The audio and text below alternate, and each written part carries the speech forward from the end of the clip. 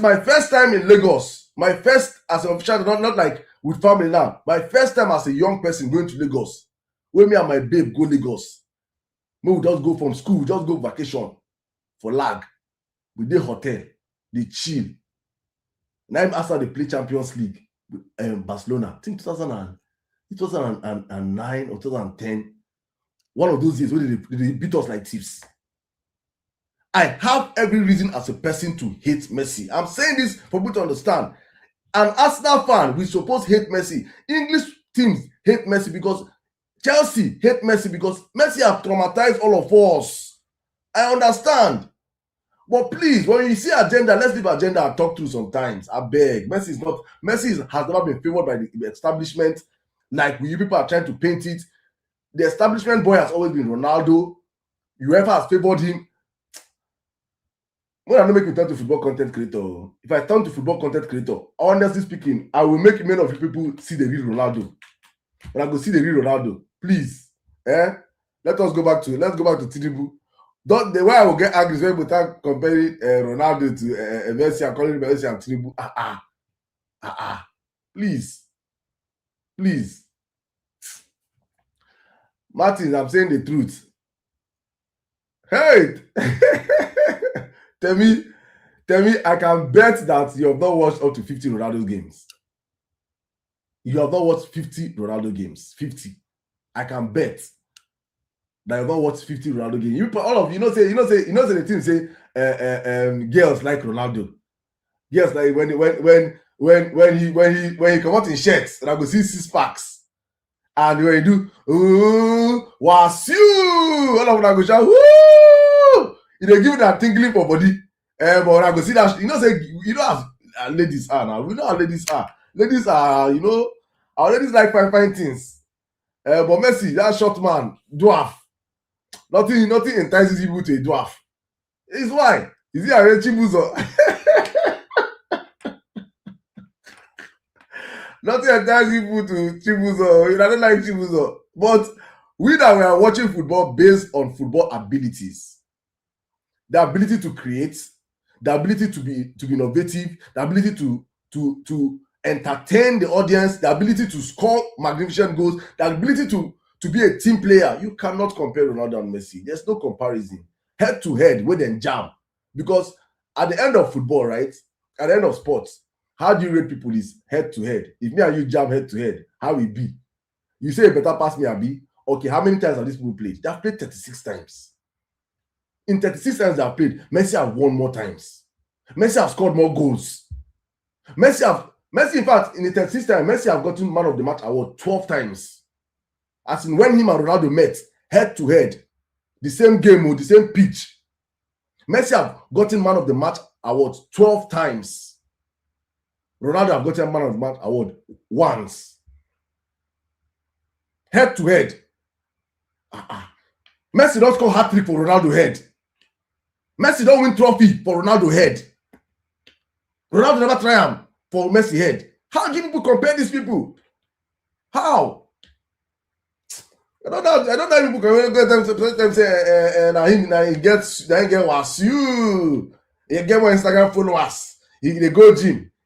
Is that football? He doesn't give up. Is that what we're talking about football? So let's get back to business. Please. Now they trigger me when I hear this comparison. That's why I made a video today. And since I know they make sports video, but today I have to make a video because not even today. I made that video day before yesterday. I wanted to post that video before before Madrid before the match, but I felt like let me just leave it, and I posted it yesterday. The video still makes sense because why? I'm saying the truth. Was you children, please? Hey. God. All right, guys. Good morning, good afternoon, good evening. Welcome to the show. Hey, God. That don't make me don't enter the realm where I don't like enter. Realm of football. Oh my goodness. Please, you should not water down greatness. I beg. God bless you. See somebody saying the truth here. There's nothing to compare. If you're a football lover, if you're a football player, there's something to compare, right? If you check the game, if you bring out 100 professionals, past and present footballers, coaches, if you bring these people out, if you bring them out, they will tell you people that coach Ronaldo, people that did not coach Messi, people that played with Ronaldo, people that did not play with Messi. If you bring these people out now like this, now ask them one-on-one, check their videos, they will tell you. Many people prefer Ronaldo. It's not a crime to prefer Ronaldo to Messi. It is actually your own choice. I respect people, but you cannot say Ronaldo is better than Messi. In fact, this Yan Domande, that boy of that Cote d'Ivoire boy where they play ball like scatter, they ask him, Messi or Ronaldo, who do you prefer? Who is your idol? He say Ronaldo. They say, who is the best? He says Messi. That's the truth. You can prefer Ronaldo over Messi. But to say that Ronaldo is better than Messi is a sacrilege in football. You don't know football, oh?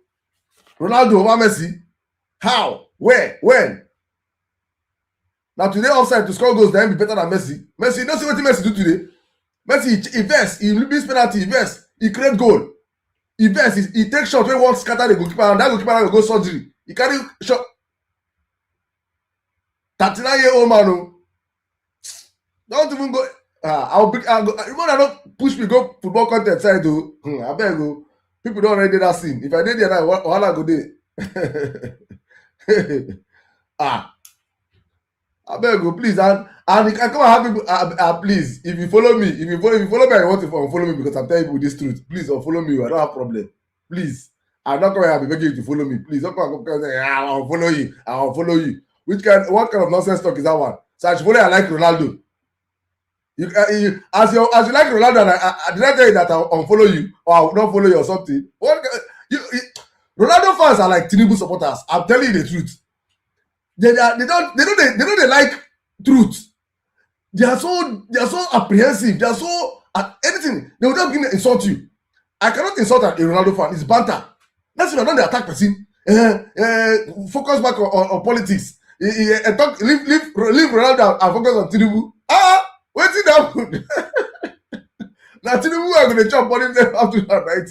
When World Cup they go on, let me enjoy World Cup also now. Now, give me. How about? Say, you have lost a follower. I've lost a follower. As you, when you follow me, I don't say you follow me. Who are you? Say, what's that your name? When we let me ask you, who are you? When you follow me, I know you followed me. Please stop this thing, I beg. Let's enjoy the game. Football is not war. Football is not. That is why I love Arsenal fans. We don't fight. We take football as we have suffered 22 years with a pursue one trophy. Thank you so much, Lead by KB. Thank you. We take football as part of it. Just a side hustle. Don't take it to your heart, please. Everybody they confirm APC Ronaldo supporters are like APC supporters. You cannot have APC supporters here now, and you have. Let's talk about Nigeria. APC supporters say Tinubu Nelfon, Tinubu 2027 to 2031. If you like it or not, how? Where? Explain how Tinubu should be in 2030. This thing. Tinubu. That's what they're going to talk. They cannot. Same thing to Ronaldo fans. Oh yeah, come. Let's talk about football. Let's ask. Tell me why Ronaldo is better than Messi. You people are this. I'll follow you. No, now. No. You people must be open for constructive conversation. If in life, in everything, you see me, I'm ready to talk about anything, anytime, any day. Without even me throwing insult. The only time I'll insult you is when if you insult me. I get very bad mouth. But when it comes to the conversation, I'm ready to argue with you. Bring your facts, I bring my facts. Let's lay it on the table. Let people that are listening hear. So for those that love Ronaldo, I'm going to open a space on Saturday. Ronaldo lovers, please. Saturday now when I take my day, but I'll open maybe a 1 hour or 2 hour space. I want Ronaldo lovers to come and tell us how Ronaldo is greater than Messi. In footballing terms, so I don't want to come and say that they say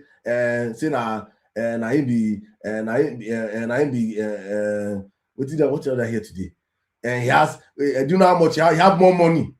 Exactly how HPC. Oh my, what I hear today, I wanted to cry. He's richer. He has more money now. Can't you see? My strength is my superpower. Can't you see? Can't you see what? Are we talking? What you concern money and football? Talking football abilities, please. Thank you. On Saturday, I'm going to fix it. Let's say maybe do they have a World Cup match? Can somebody just check for me when we have whether there's a World Cup match on Saturday, so it doesn't clash? Somebody should please check me whether we have a World Cup match. See, my friend said we never watch ball for her life. Even the ones who never watch ball, I know they never watch ball for their life, but because of saying everybody say Ronaldo is the goat, say Ronaldo is the goat. Which goat? Asun, Asun. Okay, see I'm see them. Tinubu and Chibuzo height, and are the same, no difference.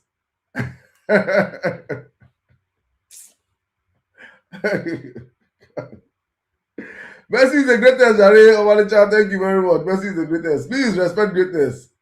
Tell me the what will pass me. How now? As how? As how? For where? For where?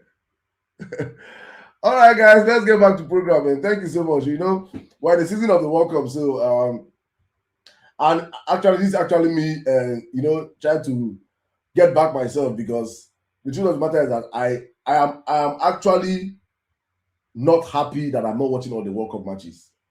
If you know me, people that know me will always tell you that if there's anything I sacrifice for apart from my spiritual life, is that I love the game of football. I tell people around me, you see me at football. If football is going on, I pause everything for football. I don't care. I watch. I get to a point where I go down to watch Division 1 Championship. If it's going on live, I'm watching it.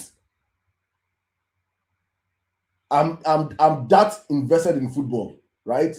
And it's part of my dream also that I intend to hopefully in the future have an academy back in Nigeria, just to help, because I know how much talent I myself I had in football, and I know how much talent I saw around me that never made it out of the streets.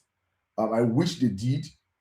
So I'm deeply invested in football. So, and I know that it's actually one aspect that can actually change the minds of our young people back home in Nigeria. I know many talent that wasted, never fulfilled their potentials because of the Nigerian factor. So it's something I'm very invested in. But because of the nature of where we are as a country right now and how important the kind of conversations we have here, we are sacrificing our World Cup matches to be having these lives, right? And please, I'm saying this on the lighter note, that you can love and support whoever you want to love and support. No be war. Football no be war. Enjoy your love for whoever you want to enjoy.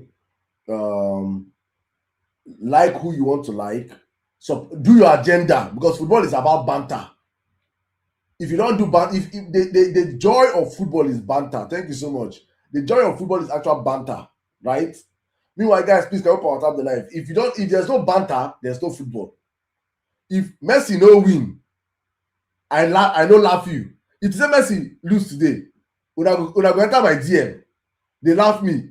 I know how I felt as a child growing up as an Arsenal fan. I think I gave my story yesterday that when Nigeria was playing back in the early 2000s or so, I was a kid. One of those Nations Cup, I had to run to the church when Nigeria were losing. I don't know whether it's to Cameroon or to Senegal or something. I ran to the church. I left viewing center. I ran to the church. I was in the church. I was crying. I was begging God. I said, God, please let Nigeria win. Please let Nigeria win. Please let Nigeria equalize. Let Nigeria equalize. Nigeria. I did that church and the expect I go here. Go, because the viewing center not far from church. Oh more, nothing. So that was like for me an eye opener to understand that the game of football is a game that what you give is what you take.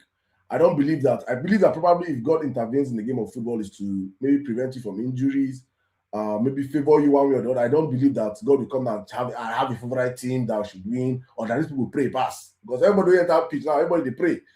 So people believe in a higher power, right? So it's a game. It's not something that should be war, that should tear friends apart, or should tear relations apart, or should tear relatives apart. Or no. It is banter. If you know banter me, you know go sweet. So for 20-something years, I have friends that we went to. Okay, imagine I now went to secondary school as an Arsenal fan. I never saw Arsenal lift the Premier League. I went to university. Through university, I never saw Arsenal lift the Premier League. I graduated from university. I started working. I never saw Arsenal leave the Premier League. I have people that were bantering me from my first year to my second year to my third year. Do you understand? I have friends that as season the end, they will come on phone and say, Saddam, you know, not. It's a normal culture. So please, for the young ones that are just getting into football now because it's what is trending, and it's now you see it on social media, don't take it to heart, right? Don't act like, oh, it's not the end of the world. Ronaldo is out today. Ronaldo that I know might even come back in 4 years' time. He'll be 45.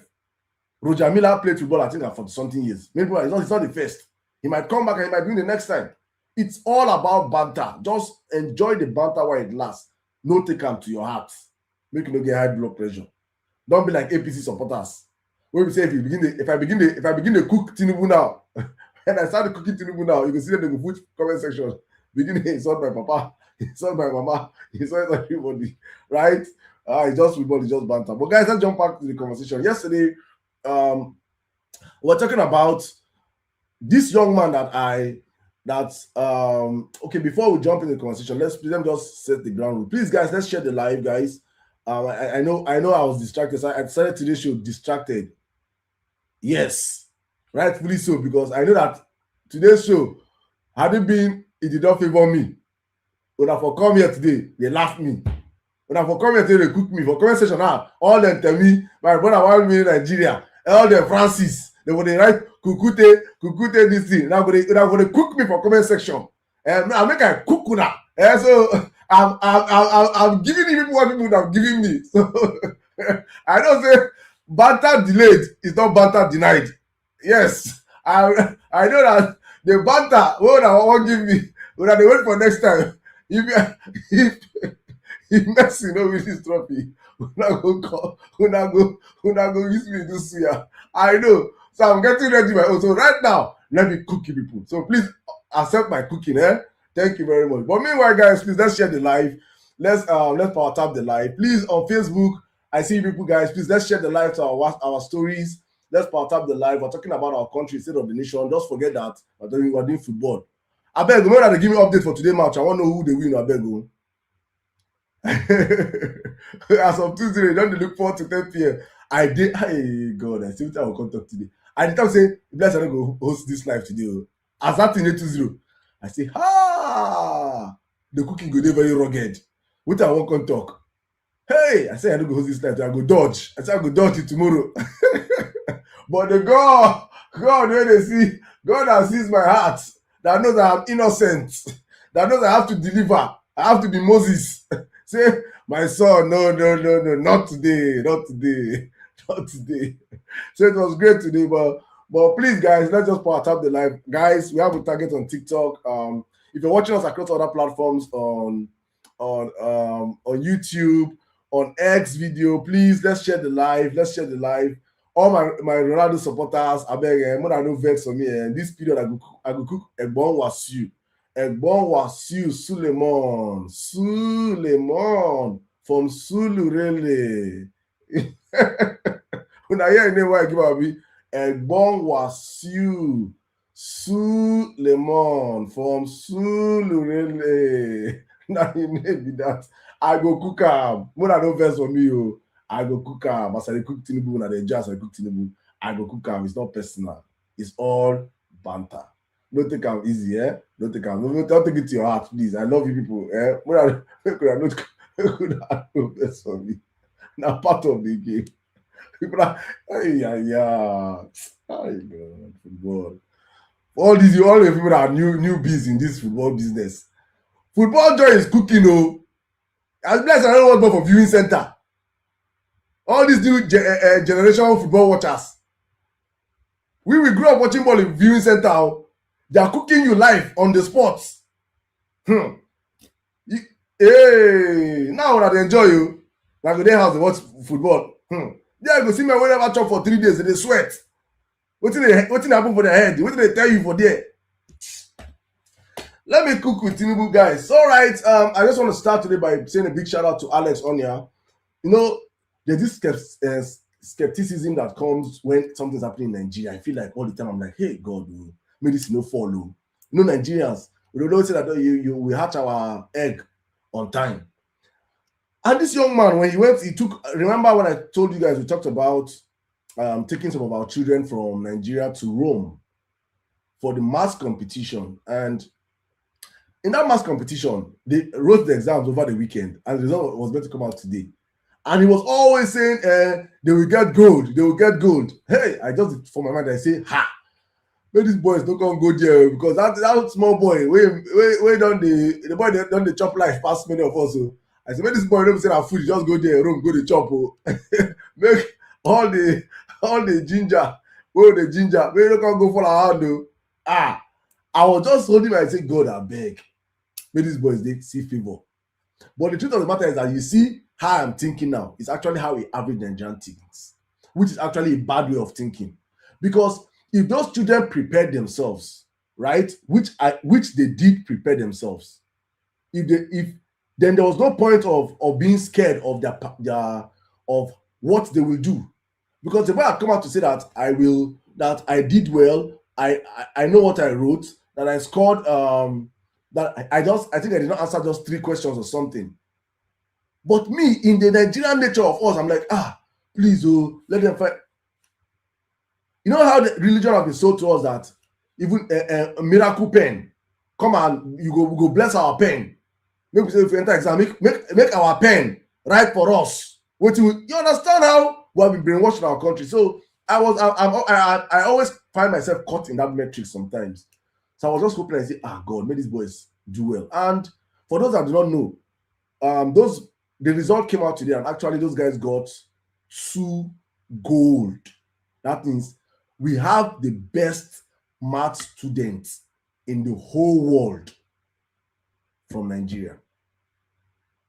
Junior primary school, the best math student in the whole world is in Nigeria. 2 of them, 1 gold in 2 different categories.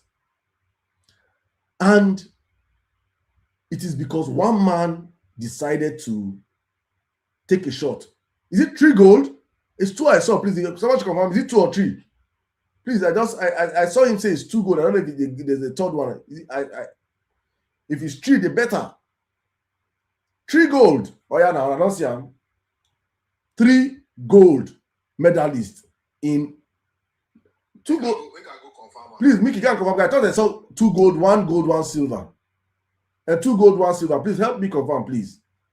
Because I don't want us to sell false news. And in the midst of this whole stuff, some Nigerians were actually agitating and saying that those people will not, they will not do this thing. They will go there and fail. They are not the best in Nigeria. They are not the best in this. The Ministry of Education in Nigeria failed and has continued to fail our children. And one guy took it upon himself to say, I will fight for my region. Do I wish it was a national stuff? Yes. Do I wish that it was handled by the Ministry of Education? Yes. In a non-bipartisan way, because one thing about this government is that whatever they put their hand in, they soil it, they just spoil everything in it. But this guy took these children there. It's not news story anymore. But for me, my nature of wanting to advertise or talk about positive news from this country, this is one of the greatest positive news that we have had. In fact, for me, it's the best positive news we've had since this administration came to power. Nothing else can be compared to it, because we are seeing visible results, because one man took the decision for the lives of those children. And how I wish it can continue going forward. But today, what I really want us to talk about is the news that I saw today that came out from China. And the news had to do with a top Chinese official. Please, when you come up, please just mute your mic, please. Hello? Please mute your mic, please. Do not. No, don't kick me, please. I want to talk. Oh my Three sorry. gold medal, 1 silver. 3 gold medal, 1 silver. One guy won a gold and a silver. One gold in one category, 1 silver in another category. The other 2 won gold in their category. Wow. Wow. Just wow. Just wow. Just wow. Me, I don't even know how to even say congratulations, but it's just for me, it's a thing of joy that just imagine there was no Alex. Just as in Nigeria now, just imagine that this guy called Alex Onya never did what he did. We would never have known that we had such bright kids in Nigeria. The people that came second today would have come first, and they'll be saying that they're the ones that are the best math students in the world. APC go send a special center. APC, God, you know them, you know how these people move. You know how these people move. Imagine now how much any sensible government will look at this thing and say that this can actually change the future or the trajectory of education in our country. And I've always insisted that education is the bedrock of every society. For any society, the Chinese that you see today, there was a time that the Chinese actually sponsored majority of their students to come to the Western world. Go there, get knowledge, get information, then come back. Let me tell you what China just did last month. China just scrapped about like 50 courses that are not relevant to their economic development and replaced it with current relevant projecting courses, looking at where they are going to. So they scrapped a lot of courses that they know that, like, you want to do certain courses, we no get sense. They removed it from their curriculum entirely. They now change it to courses that are into biotech, AI, and all that, and they replace it completely. They did a complete overhaul of their educational system in projecting into the next 50 years. We still do COBOL for Nigeria. When you look at it from both sides, when you see how Nigeria is being programmed, when you see how the government and you see their attitude towards education, you see that this is a government that does not want education in the country. Like, see what my minimal is saying, that there's no better way to project Nigeria era of school and scam has been defeated. Exactly. This is the point. At least this is that time that any sensible government would have said, Omo, let's invest in this. Let's create, and I'm saying this please as a challenge to other. Let's not, because for me, some people want to make it like a regional stuff, like, oh, it's the southeast. No, honestly speaking, in my heart, I pray and I wish that somebody from the southwest, from the north central, from the northwest, from the south, from every part of the country, every region, because the truth of the matter is that we cannot keep waiting for the government. If we understand the importance of education in our country, somebody have already set a roadmap. This is how it can be done. I expect right now going forward that people that are across the country, people wey God don help una small, una don fit stand, please take your wealth back and invest in your people. I'm not doing the one that say, because you know many Nigerians will find investment wey go pay us back. If you don't do it now, your children that you're raising in diaspora, that is one of my greatest fears. That the children that are raising in diaspora that are going to be smart kids will wake up to becoming in their future, that their present children will be this man will start Boko Haram, Ali Modu Sherif children. Now them go to preside over una children dey diaspora wey sabi something. So it's important and their cartel of friends, because the kind of children that is coming out of Nigeria right now, you see 10-year-old boy, 15-year-old boy wey wan begin do yahoo. Some don't even do yahoo. 12 years want to do yahoo. At that age, that age where their brain they spark like fire, they are already being introduced to fraud and the rest. If we don't begin to change it right now, if we're waiting for government, we're waiting for this Tinubu government, APC government, there is no hope. So please, let us be doing the one that we can do as a people. Then hopefully when things align and we get back our country, we can now put pressure on the government to do what is right. Because if we are waiting for this government, I'm telling you that it is intentional for Tinubu and his cohort in APC to make sure that education is not viable in Nigeria. They know why. Because if you're educated, you ask critical questions. If you're educated, how can a population that is so educated have Tinubu as president? A population that values, not even, okay, let's not even say that it's so educated, because I can say that we are educated. A population that values education cannot have Tinubu as a president. And they cannot have Tinubu as a president and even have Tinubu as a man saying he wants to recontest elections in a population that is educated. It will be the highest resistance ever, because he has no certificate. His brain is not functioning well. There are no policies that are showing that. Everything he tells APC supporters will tell you that ASU is not going on strike and they'll fund. That for them is a gigantic stride in the educational sector. They don't understand what is primary basic education, secondary basic education. They don't understand any of those things. Just optics. Just for APC, it's all about optics. Our education sector can die as long as the optics favors them. They are good. So please, guys, it's very, very important to understand this. I just beg you guys to, if you know people, you know people that you can reach out to, please, let's see how we can replicate what's happening in the Southeast currently across the country, so that we can have intelligent children growing up, not just one side, that children go see education like something. On that side, we see education like nothing. On that side, we see education like a scam. On that side, we see education like it's not important. Then it's like mixing water and oil. It will never work. It's for our future. But let me go to the news that I saw today before I open up the floor. Please, meanwhile, guys, let's power tap the live, please. Let's power tap the live. I know so many many Ronaldo supporters. I don't think I'm today. Ronaldo is the host. Ronaldo is the host.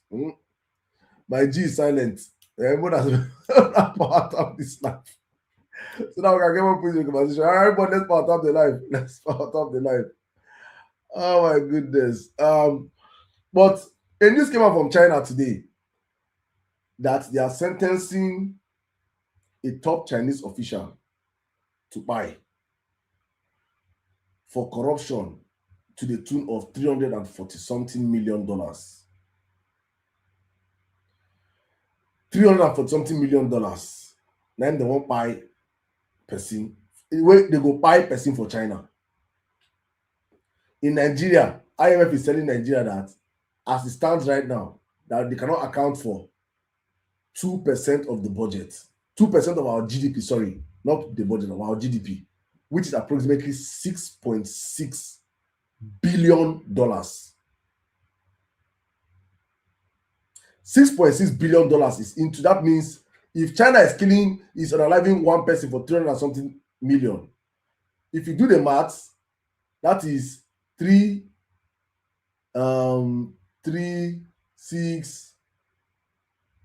that's like 15 to 16 heads. 15 to 16 people will go down in China for $6-something billion. And that's just 2% of the money that is missing. I'm of the opinion that for Nigeria to rise, I made a video, and that's when I knew that even us that were coming on this life, even us that are coming out, we say we want better Nigeria. Many of us truly do not want a better Nigeria. I made a video. That is one of my lowest engagement video I've had. My video I made when I was talking about death penalty to corruption. Many Nigerians watch that video and they pass. Many of us truly don't want to see the end of corruption. That is the truth.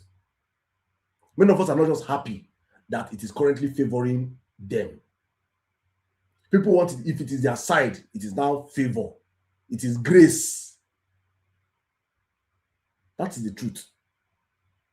Because if we have a zero tolerance on corruption in Nigeria, if the government can say going forward, if you're caught stealing from the tune of 10 million naira upwards, you will serve a minimum of 30 years in prison. 10 million naira, 10 million naira downwards. 10 million downwards. Let's say 10 million to 1 million. If you're caught stealing 10 million to 1 million, you do 30 years. From 10 million upwards, if you're caught stealing 10 million upwards to, let's say, 10 million to 100 million, you will serve life in prison. Then from 100 million, if you're caught stealing from 100 million upwards to billions to trillions, firing squad. Firing squad. You know, once we recover the loot from you, we take you to Bar Beach or to Elogushi Beach. They open you, end your this thing. If a government comes in and implements such stringent, you see it is a stringent policy. It looks wicked. But if a government comes in and implements such, corruption will end in Nigeria faster than we can ever think of it. Corruption will end. But the problem now is that Nigerians, and it doesn't necessarily apply to the government, because you, when they do Yahoo, when they do fraud, if they catch you, you steal above 10 million, you go. Do you understand? So when I made that video and I was seeing the comments and I was seeing, I see, hey, many of us don't want this change, true. Many of us don't want this change, true. Many of us we don't just like Tinubu, because things hard. If Tinubu they steal and things they good, we go just close eye. We don't want corruption to end. Many of us don't want it to end. Because one way or the other, we are beneficiaries of corruption. One way or the other, we are beneficiaries of corruption. But for Nigeria to work, the truth of the matter is that we must have a zero tolerance on corruption. That is the truth. Because corruption cuts across every sector, from governance to the private sector. There is corruption everywhere, in the banking sector, in everywhere. Every single place is stinking. It's stinking. But I believe that it starts from the government, because when you put a zero tolerance on corruption, and we begin to see, imagine saying, they just say, okay, they just caught these people now. Just imagine Tinubu pass that to law. That means Femi Gbajabiamila life will be on the line. I want people to understand how drastic it is. Femi Gbajabiamala's life will be on the line. If you are caught as a corrupt judge being bribed, you also go down. The law is applicable to every single Tom, Dick, and Harry in the country. That is how you terraform and change the country.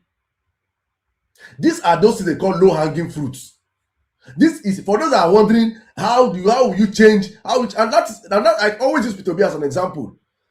When Peter Obi became governor of Anambra State just came out from strike, 2-year strike, as in primary and secondary school students were on strike. Public schools were on strike for 2 good years. 2 good years. Because the previous government in Badunju did not pay them. There was a backlog of salaries, arrears for civil servants and everything, dating back to like some 10, 15 years. And the previous governor was just paying all the money, giving the money to godfathers. Then Peter Obi came in as governor. Anambra was ranked 20-something in WAEC. Anambra was one of those states that when you go to JAM to register, you hear they call them ELDTS or so, educationally less developed states.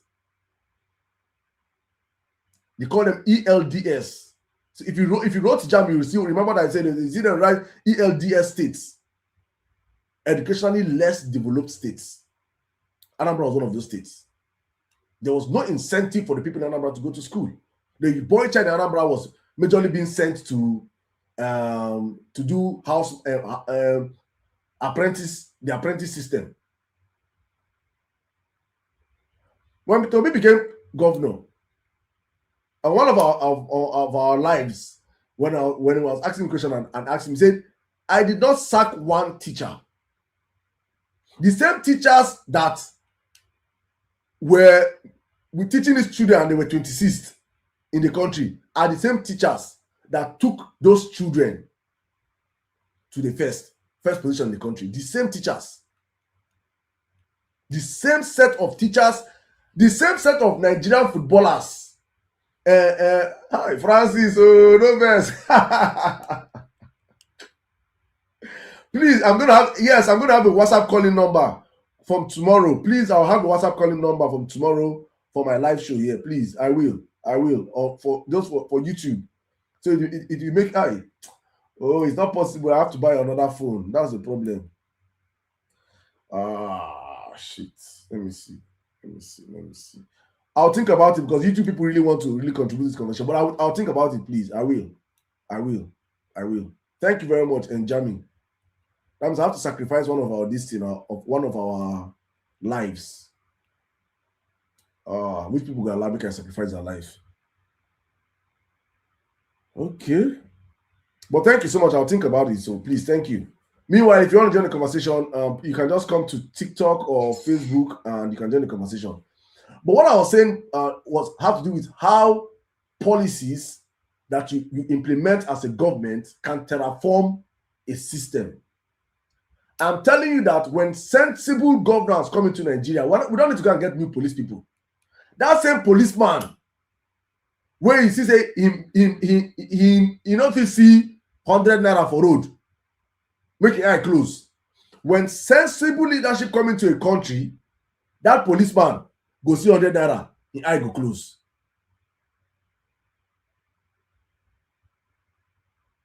That same policeman go see 100 naira, his eye go close.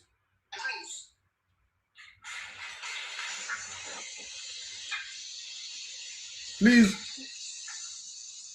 when you come up, just help to make sure if you request for the mic, please just make sure you mute your mic.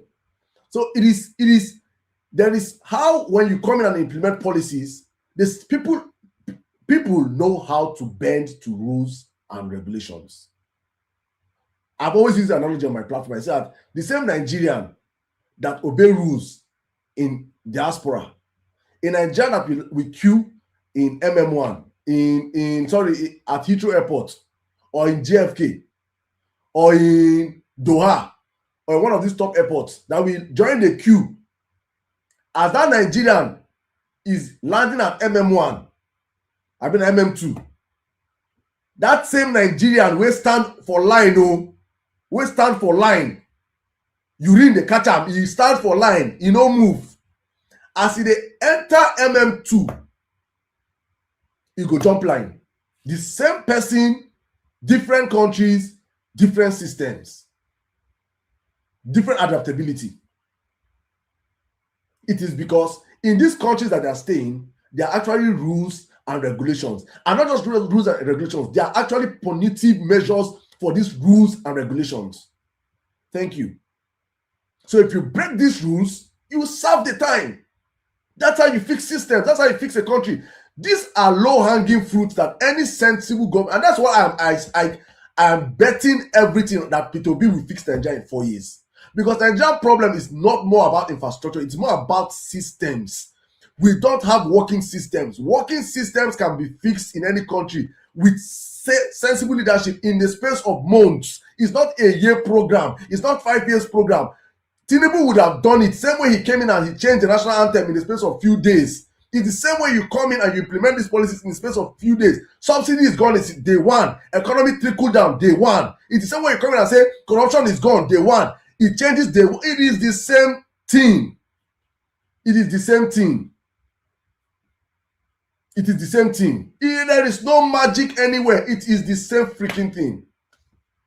So for those that don't understand and keep asking, wondering, oh, can we fix Nigeria? Can Nigeria be fixed? Yes, Nigeria can be fixed in 4 years period because our problems are more systematical than anything. When you get a man that comes in and can fix in and make sure that we have, there's something that Peter B said, Peter B really bossed my head the last election, Sha. He said, the rule of law is an intangible asset. My God. When I heard that thing, I was like, wow. Next thing, CAPC supporters Hey, this man na zombie, this man na this. What do you mean? By rule of law, it's an intangible asset. I was like, yeah. He said the rule of law is an intangible asset. You cannot build a nation without the rule of law. The moment you put in the rule of law on ground, and you stamp your feet on it, watch your nation fly. Nigeria don't corrupt with China half. Chinese are one of the most corrupt beings you see on earth, but you cannot try it when it comes to governance. You cannot compromise when it comes to Chinese values, their rules and laws. You go collect. You go and Google about the man they call what they call this man, Jack Ma, the owner of Alibaba. Go and this is one of the richest men in the world. When last year about Jack Ma, go and read about him. If it is Dangote that is the problem of Nigeria, when you fix the country, the rule of law will bind on Dangote. It will bind on Atiku. It will bind on Otedola. It will bind on Tony Elumelu.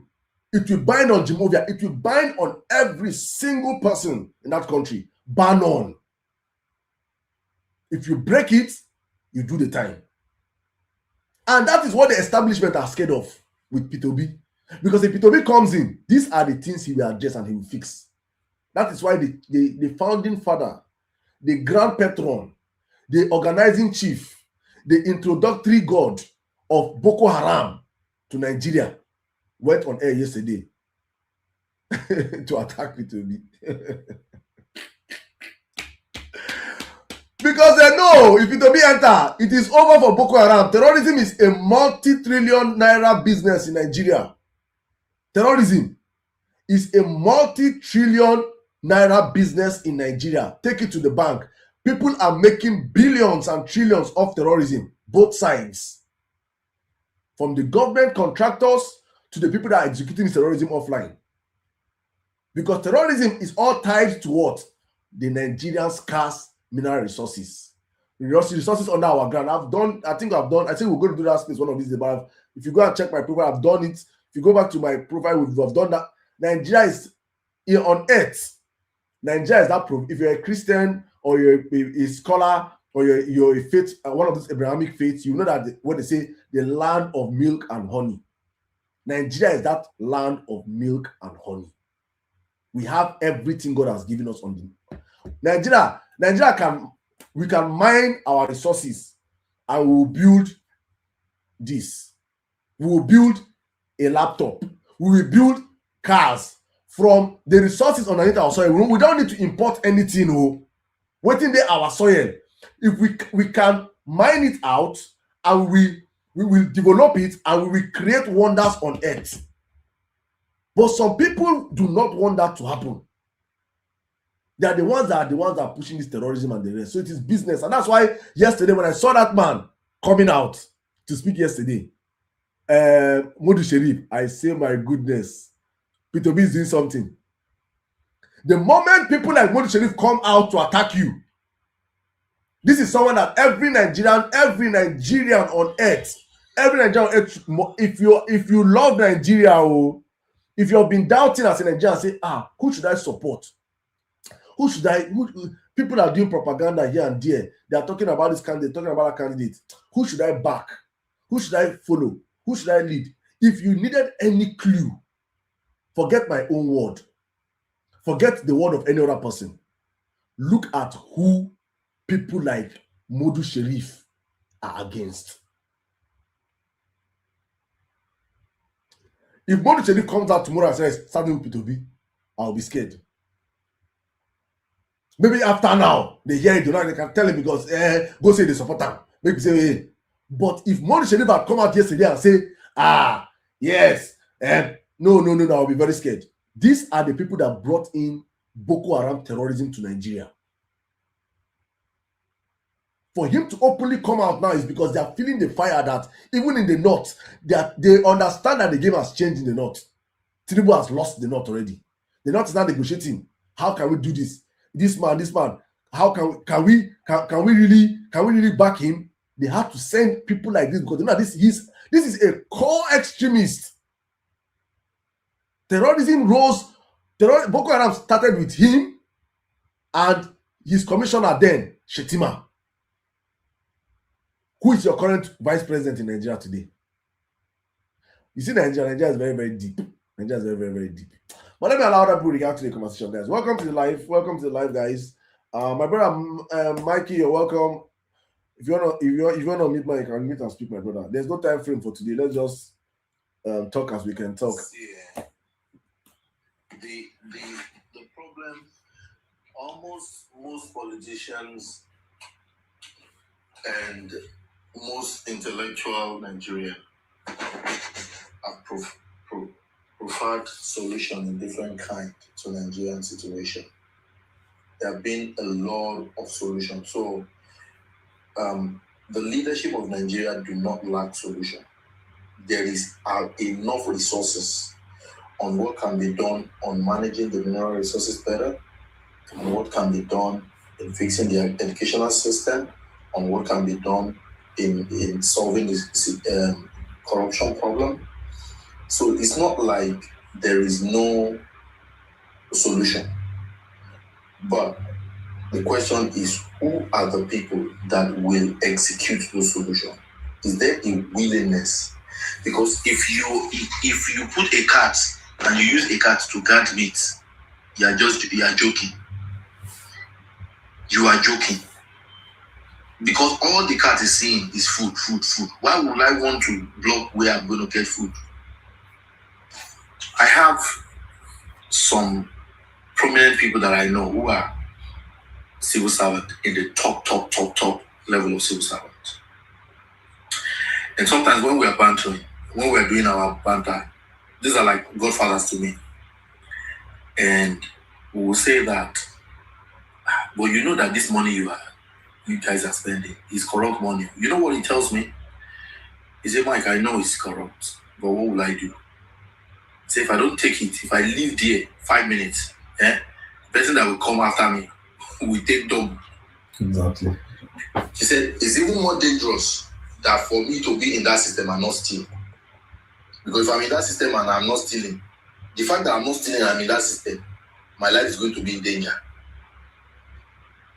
Because the fact that you stand out, let me tell you guys, the reason why Obi is the object of targets is because his whole existence is a weapon on the current establishment. Just his personality alone, just his person, his philosophy, his life philosophy, the things he believes, what he stands for, does not just, it condemns completely the current establishment. So because he condemns it, he's not one of us. So we cannot bring somebody that is not one of us, because they know if someone that we get into that place, a lot of things will change. It's over. Some of them might even go to jail. It's over. It's over for them. So when you see people like David Umahi, all of them, if you notice in the past, and it's going to get worse, if you notice in the past 1-2 months now, there is no compensation. Let them ask, why is let them ask, why is there the weather in the north? Why is it like this? The answer from APC will be Peter Obi. Nobody's attacking Atiku. There is nothing. As in, I'm just even talking generally. Let them be talking about space. Let them ask the minister in charge of science and something a question in an interview. His answer will be Peter Obi. Facts. So you will know that this is a deliberate. There is something about this man that these people know that we must release every propaganda releasable to make sure that this guy does not get into power, because the day he steps into that office, game over.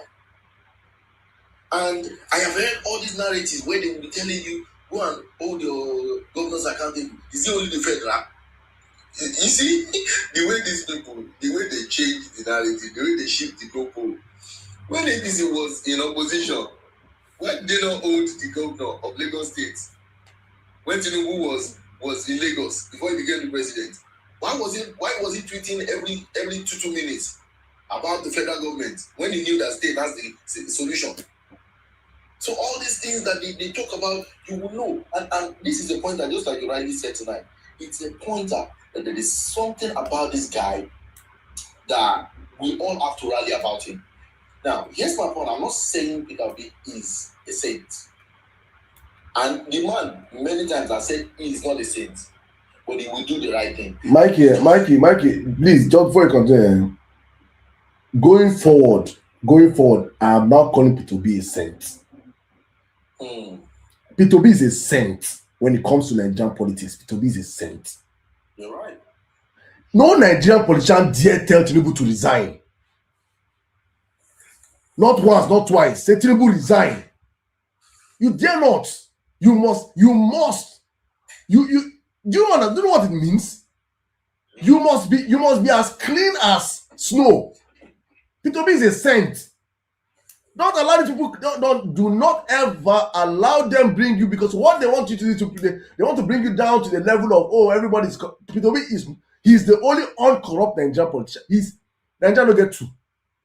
There's no two Peter. There is no second. He's the only one. He's a saint.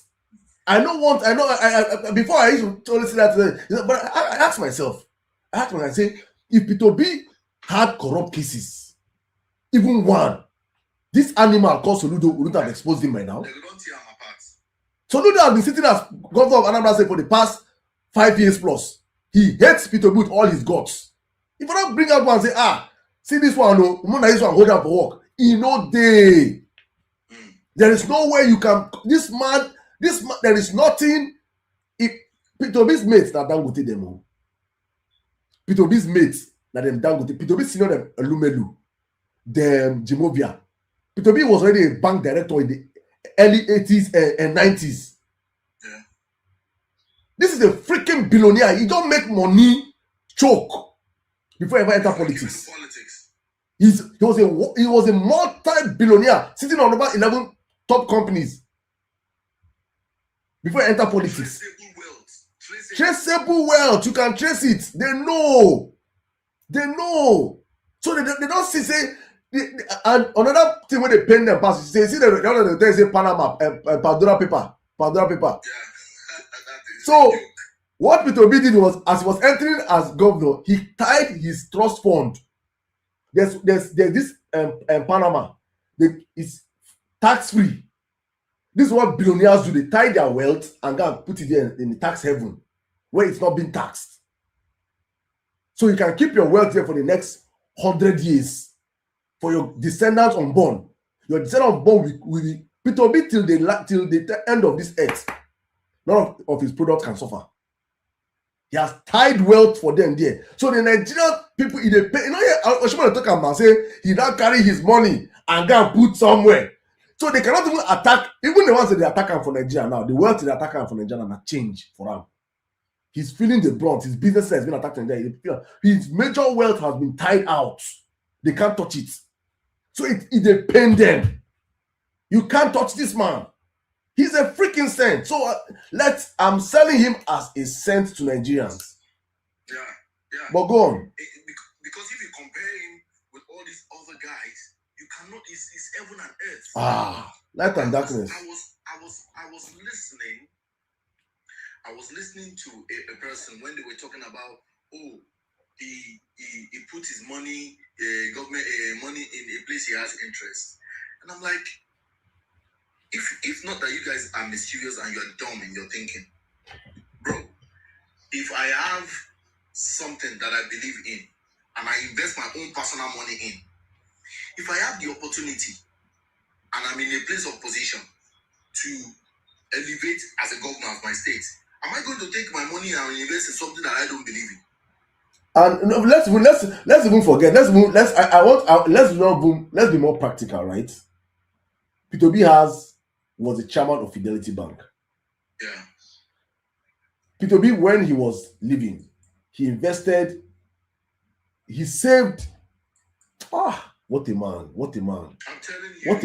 What a man. This man saved 75 billion naira and $150 million. in cash money in 3 different banks. Not be only Fidelity Bank. He saved for Diamond. He saved for you know go save am say Fidelity higher. He saved money wey save for Diamond, he saved for Fidelity, he saved for Access. For 3 different banks. He's a man that sees tomorrow. Exactly. So if he's saving money and he does not put it in a bank that he has interest in, how can you trust that business? Yeah. How can you trust that business? Yeah. I don't understand these people think. Like the money that I think it's just the people who just want to spew propaganda. I was listening to Peter Peter side, IBTC. Oh man, that's another billionaire on his own right. I always love to listen to that man. Do you know that man is a fucking billionaire, right? Yeah, and not just money, in terms of wisdom, he's a wise man.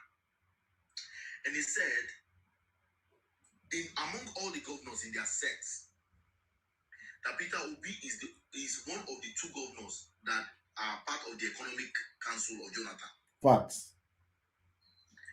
And he said, when they were making economic arguments, that if Peter Obi was on the wrong side of the argument, he would not be supporting him now. Which means that when they were, he's on economics. Yes, now. He said when they were making argument that 95% to 100% of time, Peter Obi is always on the right side of the argument. Life. And I'm like, so when people are talking, it's just a pity that Peter Obi is not an orator that can talk. Mm-mm. The man is I think he's more of like an action-based person. And for all of you who are here, who listen to all this garbage on the mainstream media, where I'm surprised. It's just like maybe it's the new modus of operandi for APC people to go on media places and just be spewing lies, and the anchors will not be able to question them or fact check them right there. No, they just let them spew the lies. I think it's a new trend now. The truth of the matter is that our media has been compromised for so long, and that you see why I'm doing what I'm doing, right? Is because I understood the mission. I understood the last election. I was highly invested in it.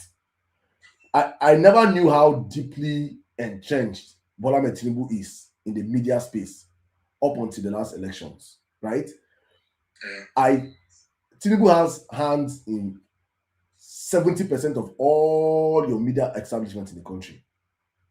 From your radio stations, to your TV stations, to your print medias. He has bought every single one of them.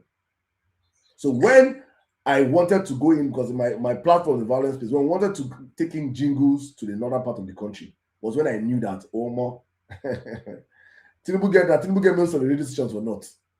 Yeah. Now you get them. He meets those guys on a regular basis.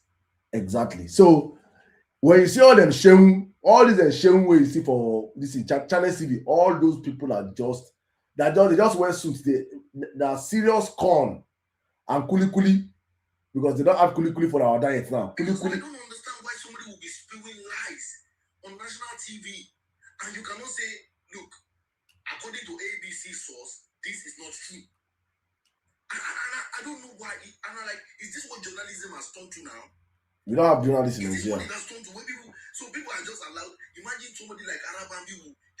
How can you bring someone like Arabambi? These are sponsored people. Our papa. Saddam, they are talking about the registering of another political party. That's the topic. And they brought Arabambi to come and talk about it. Saddam. That Channel TV, Abi? No, on News Central. News Central is also bought now. They tried. My brother, They brought Arabambi. They want to discuss NDC matter, and they are bringing Arabambi to come and talk about it. And all that guy spew for almost 20-25 minutes was Peter Obi this, Peter Obi did that. I'm like, is he the spokesperson of NDC? What exactly is his interest? There's something I told. I have one of my very big friends that are in this up in APC. And when I was talking to her, she was telling me she's not invested, she's in the party, but she's not in the government. So when I was talking to her and I was saying, see what people, the media, why the media is very important in Nigeria. Um, if and why we must invest in the media and why I am invested in the media currently, because I understand that he who controls the media controls the narrative. Yeah, I believe, for your information, the next war, the power, the whoever controls information in the world now controls is the superpower. Facts. It's not nuclear. The age of nuclear power is gone. The new power now is the power of information. Facts. And that is why you see most political parties all over the world or political social interest group, they always have a sponsored media. Democrats, you will see them putting a lot of money on CNN. You will see Republican pump a lot of money on Fox News because they understand that if you shape the narrative long enough, you repeat the same thing long enough, you realize that people will begin to think in the same direction.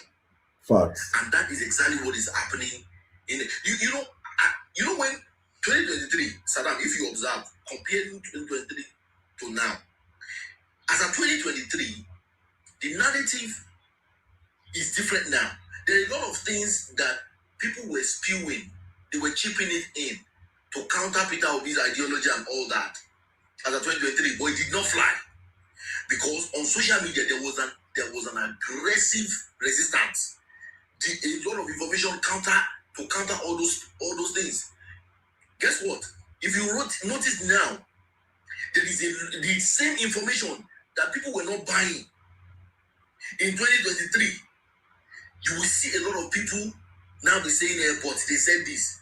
Because when you repeat a lie long enough and nobody is there to counter it, it becomes the reality. It becomes some people's truth. Because, like you said, yesterday we were talking about different IQs. There were people who are at the bottom of the chain. Those guys cannot reason. They don't know their left from their right. They don't. Almost every APC governor now don't they get radio station. That is it now. They know now. They know. But you see, but you see where they fail. You see where they fail. You see where they fail is that they are not innovative to understand that the world is moving from away. The world is moving towards social media kind of.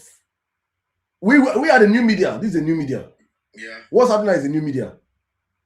You can open radio station now. Spend 100 million naira open radio station, and you don't have 100 listeners. On an average good day now, we come out here every night. Come out here, thousands of Nigerians across the world listen to us across different platforms. Many radio stations don't have that number. They know they see them, but they are not thinking of. And the good thing of what we are doing is that this is actually decentralized media. Yeah. You don't have the power of telling me what I should say on my show. Yeah. Right? I can lie here now and people will be fact checking me in real time. Saddam, na lie, they lie, they lie. People, someone will request the mic. What said is a lie. Or if someone, that is, they're not smart enough. And for Tinubu, that's like that. Tinubu's greatest mistake was coming in this generation. If Tinubu came in Obasanjo's time, I promise you Tinubu will still be president of Nigeria till today. Yeah. If Tinubu was Obasanjo in 1999, Tinubu will still be president of Nigeria till today. Yeah, he's a dictator. That guy is worse than a dictator. He's a dictator. And he's worse than a dictator. Yes, because Obasanjo was not a politician. Tinubu is a politician that knows how to use influence, power, money to gain favor to his side. He knows these things. But the problem that he has today, the resistance he has today, and not just honestly, and propaganda. That's why people that never lived in Lagos are using Lagos as a benchmark to say what Tinubu did that made them want to vote Tinubu. Not knowing that Tinubu is actually the worst governor that ever ruled Lagos in the history of Lagos. Saddam, my best years in Lagos was before Tinubu. I keep saying this thing. I went to a government school a jack on this. King I, you can always come in, please. This is actually an open mic. Today we're having an open mic. I went to a jack on this school. In that jack on this school, me, I'm part of the people that received free book. Okay. Free. Okay. My school was in Shomolu local government. Okay. Free. You get to school like this, they will put it. It's not from the state government. It is the local government. You will see courtesy of Shomolu local government. Okay. And they will put it on the book. And that the book we're writing on. Even my textbooks, Shomolu local government was supplying book. Tinubu he's a product of when I made that video last week. I have another one I'm going to drop. I'll drop it maybe tomorrow or next. I'll go drop out. When I made that video, I said Tinubu did not build one bridge in Lagos, a state that is actually built on water. It should be every governor that comes to Lagos should build a bridge. The minimum should build a bridge. The biggest road infrastructure project in Lagos State today is the 10th mainland bridge. The 10th mainland bridge was built by the military. It was completed by Babangida. Yeah. Lagos is due for a 4th and 5th mainland bridge. But they never gave it to the people. Right? So the man is just a bunch of propaganda, and he controls the media. Someone that controls radio stations, newspaper, print media, TV stations. He has boys at his beck and call. Did you not see one video of one? And he went to Arise TV. Then he was talking to Charles. And Charles asked him, can you explain the current scandal rocking Aso Rock that to the tune of that the chief of staff, He's a very cool-headed man. He lost it. my brother, I've never seen Charles mad like that. The guy begin to equate wetin happen for Aso Rock to 9/11. Hey! If you see if Tinubu supporter get sense pass you, you are doomed. You are doomed. If you say Tinubu supporter will get sense pass you as a Nigerian, you want to rate your IQ. Look at it, just find the Tinubu supporter and have a conversation with him. And he has sense more than you. Ha!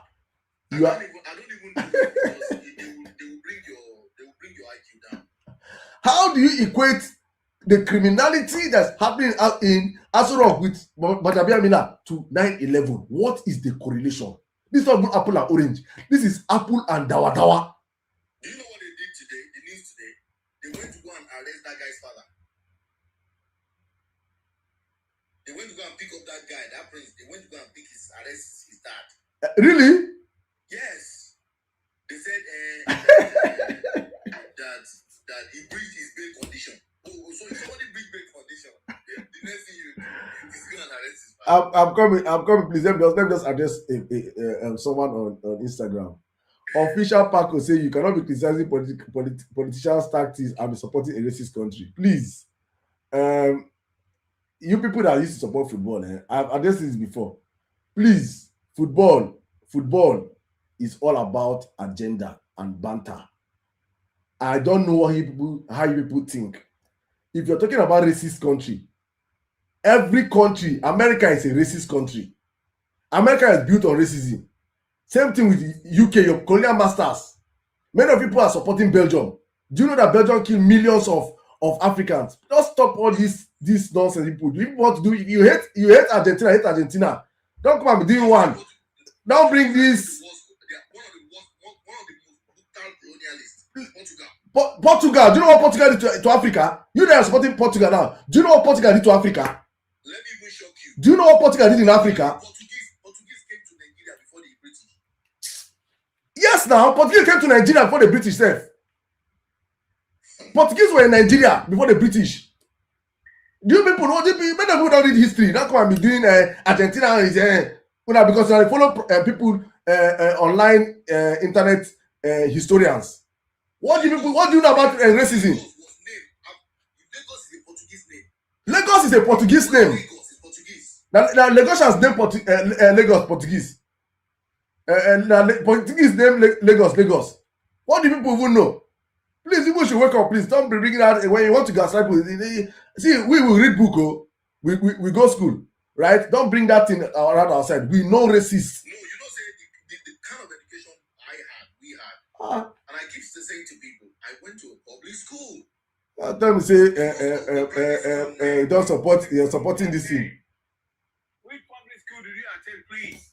Who is this? No, I will give you the name. Excuse me. Who is this? Please, if you come to my life, please, you have to be. You see, I'm starting a Tinubu supporter. When you come here, people should have decorum, please. And they have decorum now. When you enter a room, you have rest. You don't enter a room and act like a tout. This is not toutism. You know people act like aberos. Then behave like someone that is smart. Please. Oh my goodness, I don't want to drop you. Oh my goodness. What? Sir, please, can you just please behave like you're not MC Olomo? Please. You came into somebody's life and I gave you the mic. I will allow you to speak. Why do people act? Why your blood they rush? Why is your blood the boy like say what is a fry akara and kuli? Eh? Calm down. I will give you mic to speak. Let me bring you come up here. I don't discriminate on my platform. I don't care where you stand, but you'll be patient and you must obey my house rules. Please. And as I'll give you the mic, please you open your camera so I will see your face. I don't want to talk to ghosts. Please. Thank you. You're not talking to ghosts. You can see my full name is there. Not like No. I will give you. Open your camera, sir. On your camera. It's not your full name. I don't have anything to do with your name. Please. On your camera. So I know the people I'm talking to, eh? I'm driving, so I cannot. You cannot open your camera when you're driving, but you can talk when you're driving. You know, otherwise it will affect your this thing. I don't want it to affect your life. Oh, really? Yeah. You want me to show them and they drop you? I don't want. No, I don't know, but please, Mickey, he wants to have an exchange with you. Today's open mic. Please, you can ask him a question. Ask him, please. Let him. I want to even hear what he wants to say. You said we'll fact check everything he's saying now. You said you attended what? Right? What year was that? Okay. What year was that? And what year was UPN comparing to the year of Fourth Republic? Oh yeah. Excuse me. Yes, sir. I attended my primary school 1990. I finished primary school 1996. What year? 1996. Okay, what year did Tinubu become the governor of Lagos State? 1999. So you finished under Konebu Amarua's administration. So hold on, excuse me. So that means hold on. That means I started my primary school my primary school 1991. Sir, can you allow him to speak? Can you have decorum room? I will tell you the name of my school. Please wait, Mikey, wait, please. Sir, if you cannot control yourself, I will have to drop you and maybe you beat in and come back. I'm opening the mic for you. Please ask your question, allow him to ask. Keep quiet, please. Let me speak. You don't come and speak over me on my show, please. You people I don't know how the reason for this this you know. I don't want to be insulting. Please respect my no, sir, no, please. No, please, I won't do that on my show. You lack decorum. Honestly speaking, you see, I do this all the time for Nigerians to understand. I'm trying to allow him to speak. You guys can see it. But they don't have the emotional intelligence to hold conversations. When you talk to these people, I bring them on my life. I don't discriminate because I am of the opinion that there is no APC supporter that can stand and I will speak to that person and I'll be scared of.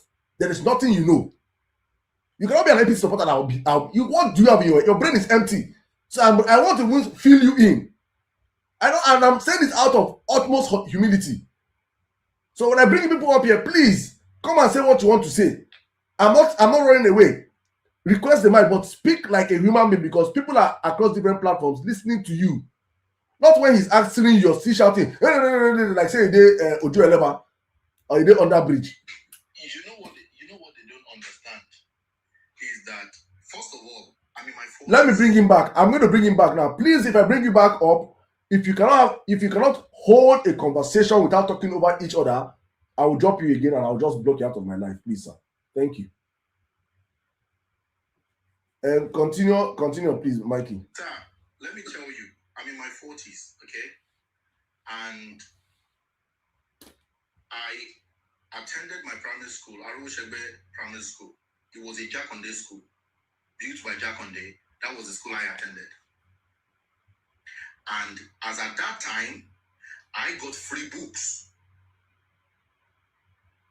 I got free books in my primary school. So this is not a story they told me. This is me. I'm telling you my story. So you cannot tell me that whether it was Marwa era or whether it was Marwa, it was not the one that built the school. It was a Jack on this school. So if you think I'm lying, go and do your fact check. The school I just mentioned the name, who built it. So that is the school that I attended, and it was a public school, it was a government school. So what you can talk now. If you said you wanted to say something. Okay, thank you very much. I'm ready. Now let me put it before you. One, Arushebe, UNE, Pashwa, all the schools were public schools, but even in our days, in Second Republic, we got poultry sheds. Now, for you telling me that Marwa equipped that school, I'm sorry to say, and I put it before you. Well, fact check me. You want to fact check. I was there as an education officer. The under military administrator, those were not military broke. And they were not free. They were PTAs, Parent Teacher Association contribution at that material time. Bashwa, if you know UNE, close to Morocco Road, do you know that? No, I don't know UNE. Eh? No, I don't. Okay, you don't know UNE. Well, fine. It's close to 16th reference. Military barracks. Military barracks where? Somolu. Okay. Close to Waek. Okay. You know Waek? Yes. You know Waek? Yes. Come to them, think of it. If you are telling me that at that material time, it was free. I put it before you. It's not free. Excuse me. Let me. Hold on. Wait, now you were saying something I allowed you. Okay. Mikey, allow him to land, please. I let him land, please. Go on, sir. Let's hear what you. They just a child. But at that material time, we were on the field as graduates. These were contributions of Parents and Teachers Association because Nigeria was in a pariah state and it was under Bob Marwa additional policies. Now, yes, parents and teachers also need to contribute because the then government, the military administrator, had his policy cut. So don't tell me they were free. Okay. They're not free. Can I talk now? Ask your parents. Yes. Can I talk now? Go ahead. Okay. So I still remember vividly. When those books that I used, it was clearly stated on those books that they were courtesy Shomolu local government. 1, 2. These were books. Let's even say that my parents contributed. Somebody is even confirming what you're saying on the comment section. M for M somebody say M for M is right. I received free books in Lagos State those period.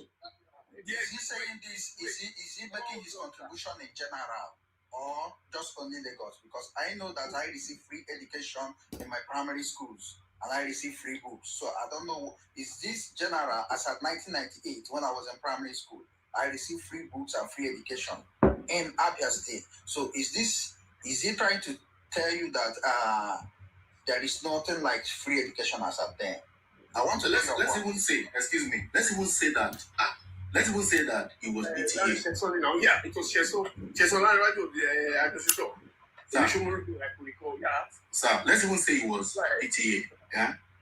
But there was an academic structure, educational structure. Excuse me, at that material time you're talking, there have been the decadence. Wait, excuse me, wait. That time you are talking, there have been a decadence. Can you let me land? Go ahead. Why? I'm not saying that the educational standard then was world class. That's not the point we're trying to make. Even in terms of provisions. Can you let me finish? Let me finish, you will talk. Okay. Nobody is arguing that I went to Harvard, that the academic standard then was Harvard standard. What I'm saying is that the quality, even at the decades that you were talking, that when I finished primary school 1996, the standard of education that I received as at that time and the provision that was made available, now in 2026, you cannot compare it with most private schools in Nigeria. Do you agree with that? I don't agree. Like, it's a matter of your own opinion. Perspective. But I'm a product of that education.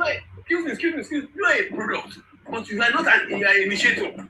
But I can tell you, at the material time you were talking, private schools are already competing with public schools because public schools have nothing to provide. I could remember in Onipan, in Cameroon, was competing.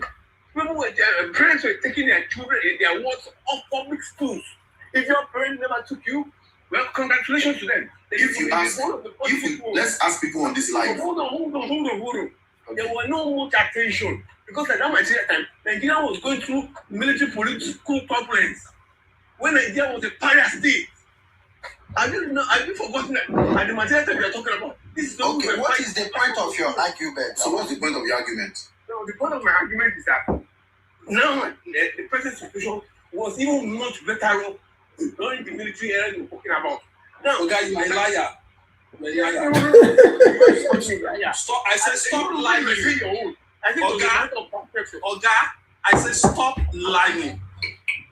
I'm in my mid-40s. Hold on, Saddam. I respect you so much. No, Onome, I want it to be. Let me open for people can talk. Let today's show be more like freestyle.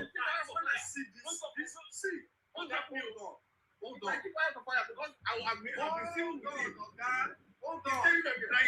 I said you are a big fat liar.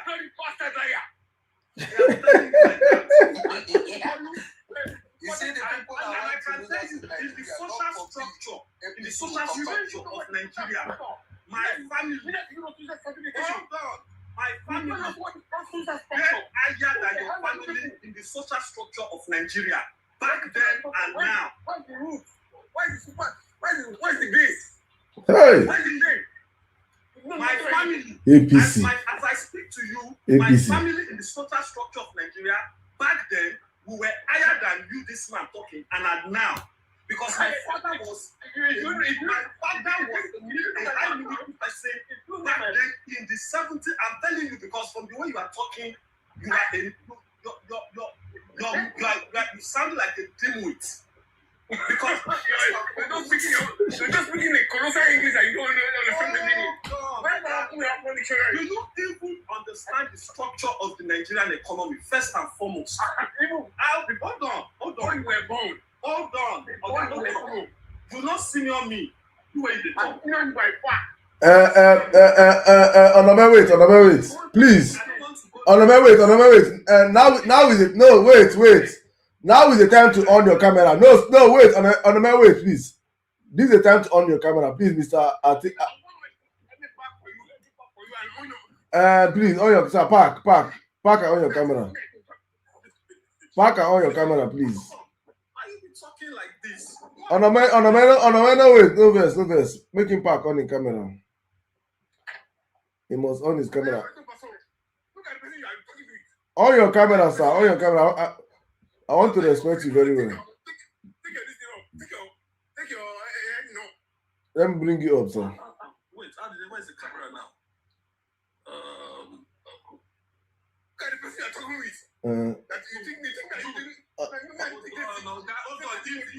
Enter your car, sir. Let's see your face now.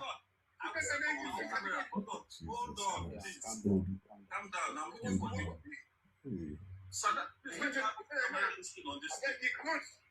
On your camera, sir. Please keep your camera on. No. I want to be seeing you when you're talking, sir. I'm sorry. I'm telling you, I have to park because of you. And I told you I don't want them to bring down your chat. You can wait. Just wait for just park. Remain parking. Just park there and talk for 5 minutes with your camera on. I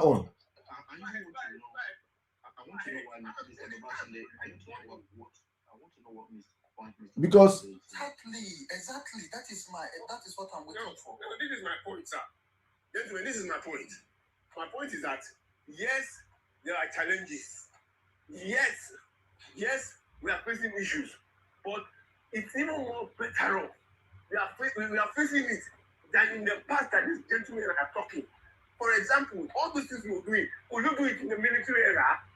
Okay. Can I answer that? What is better off? what is better off? In what is better off, please? What is better off? What is better off? That you have a freedom of speech. Yeah, right? You say what? Freedom of speech in Nigeria right now. We don't have I freedom don't know. of speech. What freedom of speech? Should I tell you how many people have been arrested in Nigeria under this government? We don't have freedom of speech in Nigeria as we speak. Okay, Onome. Let's do this. Let's take this one by one, right? Okay. King, please let's just all be patient. I want Papa Babatunde to tell us what is better off now than in the past. What is better off is that things are evolving. We are beginning to see certain things are unfolding. And so many things. Allow him, Mikey. Let him. All we are hearing is things are evolving. Things. Give us the things, please, sir. I put it to us that we have never had a leader with such a political will to try to reform our nation's predicaments. All the things we've been doing is patch. Like, okay, anyhow, just do your own and get out. But now that we now have somebody, I said it once again, I'm not against your grievances. That is politics. That is perspective. I'm not against it. But coming here to tell me that your own is superseding my own is some sort of fallacy. I will not agree. If you don't believe Nigeria is not progressing, I believe Nigeria is progressing. I believe we are not getting there. We are yet to get there, but we are getting there. The way we started in the 60s is not where we are. Even despite the fact that we had surplus, that we don't know how to spend, and seem to have wasted. But now, we are not going back. Are these policies this one is making, are they not genuine? They are genuine. But to you, they will not be genuine because we're like the national anthem. Mikey, please. National anthem is just a mere. Mikey, I beg, let's just try and hold yourself because when we do this, just. When we're thinking of back then, when we're thinking of internet, where were you? Oga Babatunde, please tell us what is getting better right now for Nigerians under Bola Ahmed Tinubu. Okay, the economy is getting better. You may not like it. It's a matter of perspective. Now, development, infrastructure. For example, let me correct one thing. I'm sorry, Sirdam. Why Onome, please, my brother, I don't miss you for this, so please. Onome, let me give him time. Onome, please. Wait, Onome, wait now. Wait. Onome, please, just hear me out, please, guys. Please hear me out. Sir, I'm giving you 3 minutes. 3 minutes now. Nobody should be talk in 3 minutes. Please, nobody should unmute the mic in 3 minutes. I beg you, please. No matter how triggered you are, no matter how you feel. 3 minutes, sir. Tell Nigerians what is better under Bola Ahmed Tinubu. Your time starts now.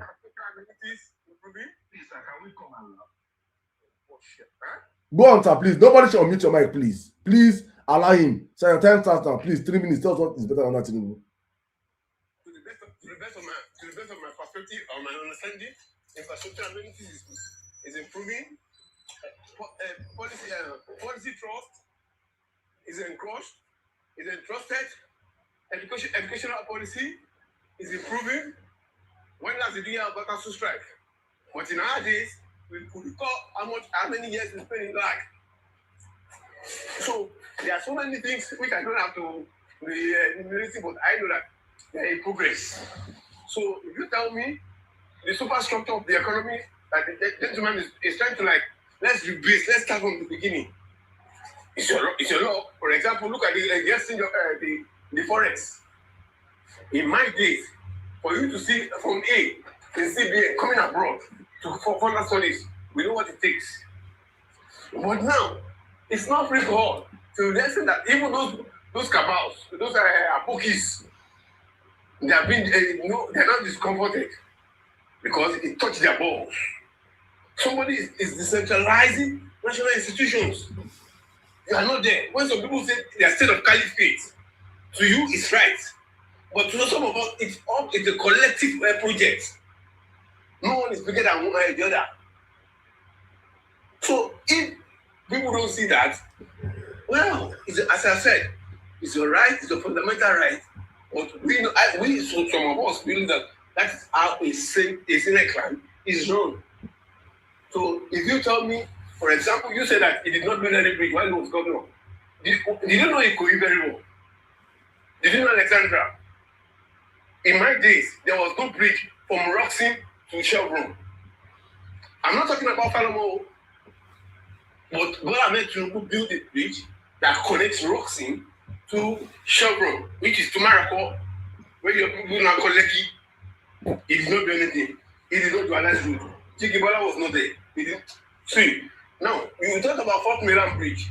Do you know that when he was there, he made a proposition of Fort Milan Bridge? It was politically submitted by the former minister of Works, Ogunlewe, under Obasanjo. Do you know that? Go and check the master plan. Either you're talking about, that is talking with you. I'm not just talking from a ESC. I have all of them because I was in the shadows. I worked there before I decided to look, these people here, if you are not good enough, they will not allow you to survive because they are already used to abnormality. Which abnormality that people are now clamoring for? That you are clamoring for. All right. All right. Thank you very much, sir. I'm not okay with it. So Thank you. Thank you, sir. No, please mute your mic, please. I've allowed you go on for long, so let's let other people contribute to the conversation. Thank you. I will leave you up here. Maybe if you want to come back, but let me say this. Let me say this, right? You see why it is important I allow opposition voices speak, government people voices speak. It's for Nigerians to be able to. I can say a whole lot here. You can come out and say a whole lot here. We can all come out and say things here. But it look like, oh, you don't give them chance to speak. Let them speak. Let Nigerians gauge. Let Nigerians be able to say their reality. Right? Let Nigerians be able to say, okay, what is, you see what he's saying that Tinubu is doing well this year? Let Nigerians be able to say, oh, let Nigerians weigh the IQ. When I say APC people don't have IQ, okay, I've got APC person now.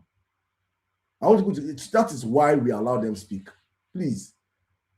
Right? Sirdam, excuse me. So King, let me start with you. I just want to open up. Let me use your open up. Let's just do everybody just 3 minutes, please. 3 minutes, everybody, top of the time. 3 minutes, King, come in. I just did a check and I found out that Bola Ahmed Tinubu did not build anything like bridge as a governor in Lagos State. That's facts. You guys shouldn't be. Should I bring it out? Okay, let me just on my camera so that people will see, because I don't like old people coming on live to lie. I don't know whether you guys can see it. Your camera is not on. One. Okay, wait.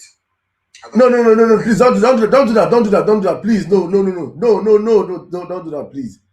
Okay. TikTok will sanction us. Okay, I know that. Bola Ahmed Tinubu did not build any bridge. No, he did not. He did not build any bridge. That's facts. So nobody should come here and be lying to us. One. Number two, I enjoyed free education when I was in primary school, in my primary school days. As at 1998, 1997, I enjoyed free education. I received free textbooks. Now, what Bola Ahmed, talking about freedom of speech, Bola Ahmed is not the first civilian president we are having today.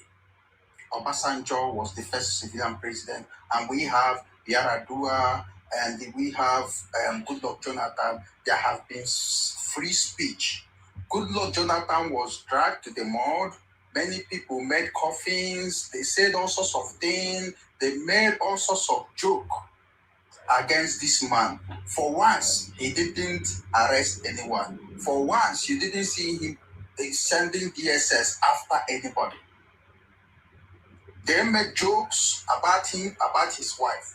When we started seeing arrests that DSS has been reduced to ordinary vigilante was when APC took up power. And that power, Bola Ahmed Tinubu, was among those people that grabbed the power. And now they are misusing it. What are they doing now? When you criticize and tell the government, say, these things you guys are doing is not good. Next thing, the DSS will come and whisk you away in the middle of the night. Even in the daytime, sometimes you will know that they are DSS officials because they are not behaving like a vigilante group. And you are telling me that the freedom of speech started with Ahmed Tinubu. What are the economic policies that this man made? In what way has it impacted in the life of our citizens in Nigeria? If you want to know the impact of this economic or any policies, you go to the common man. Tinubu is not doing anything. Tinubu is a total failure. Tinubu has taken Nigeria 100 years backwards in all sectors. Our judiciary is gone. What is it that is left? Even the sports we do enjoy. What is it that is left that Tinubu has not destroyed in Nigeria? You are coming here lying to us? No, you don't lie to us again. You old people, you can't come online and lie. I don't care about your white hair. You don't come here and lie to us. No, we are not that generation you will lie to. No. You don't do that. Sirdam, please let me. Thank you very much, my brother. Thank you very much. Thank you very much. It's you know that's one of the we have to tell them the truth.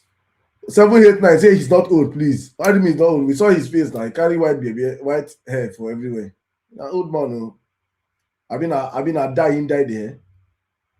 Old man, but thank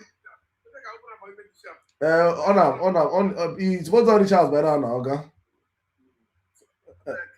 You know what? Enjoy your day. Let me go and meet my family. I'll go meet my wife. All right, thank you very much, sir. Thank you. Thank you. Thank you. Try and stop supporting bad governance. God bless you. All right, now, man, welcome, my brother. Please take it from here.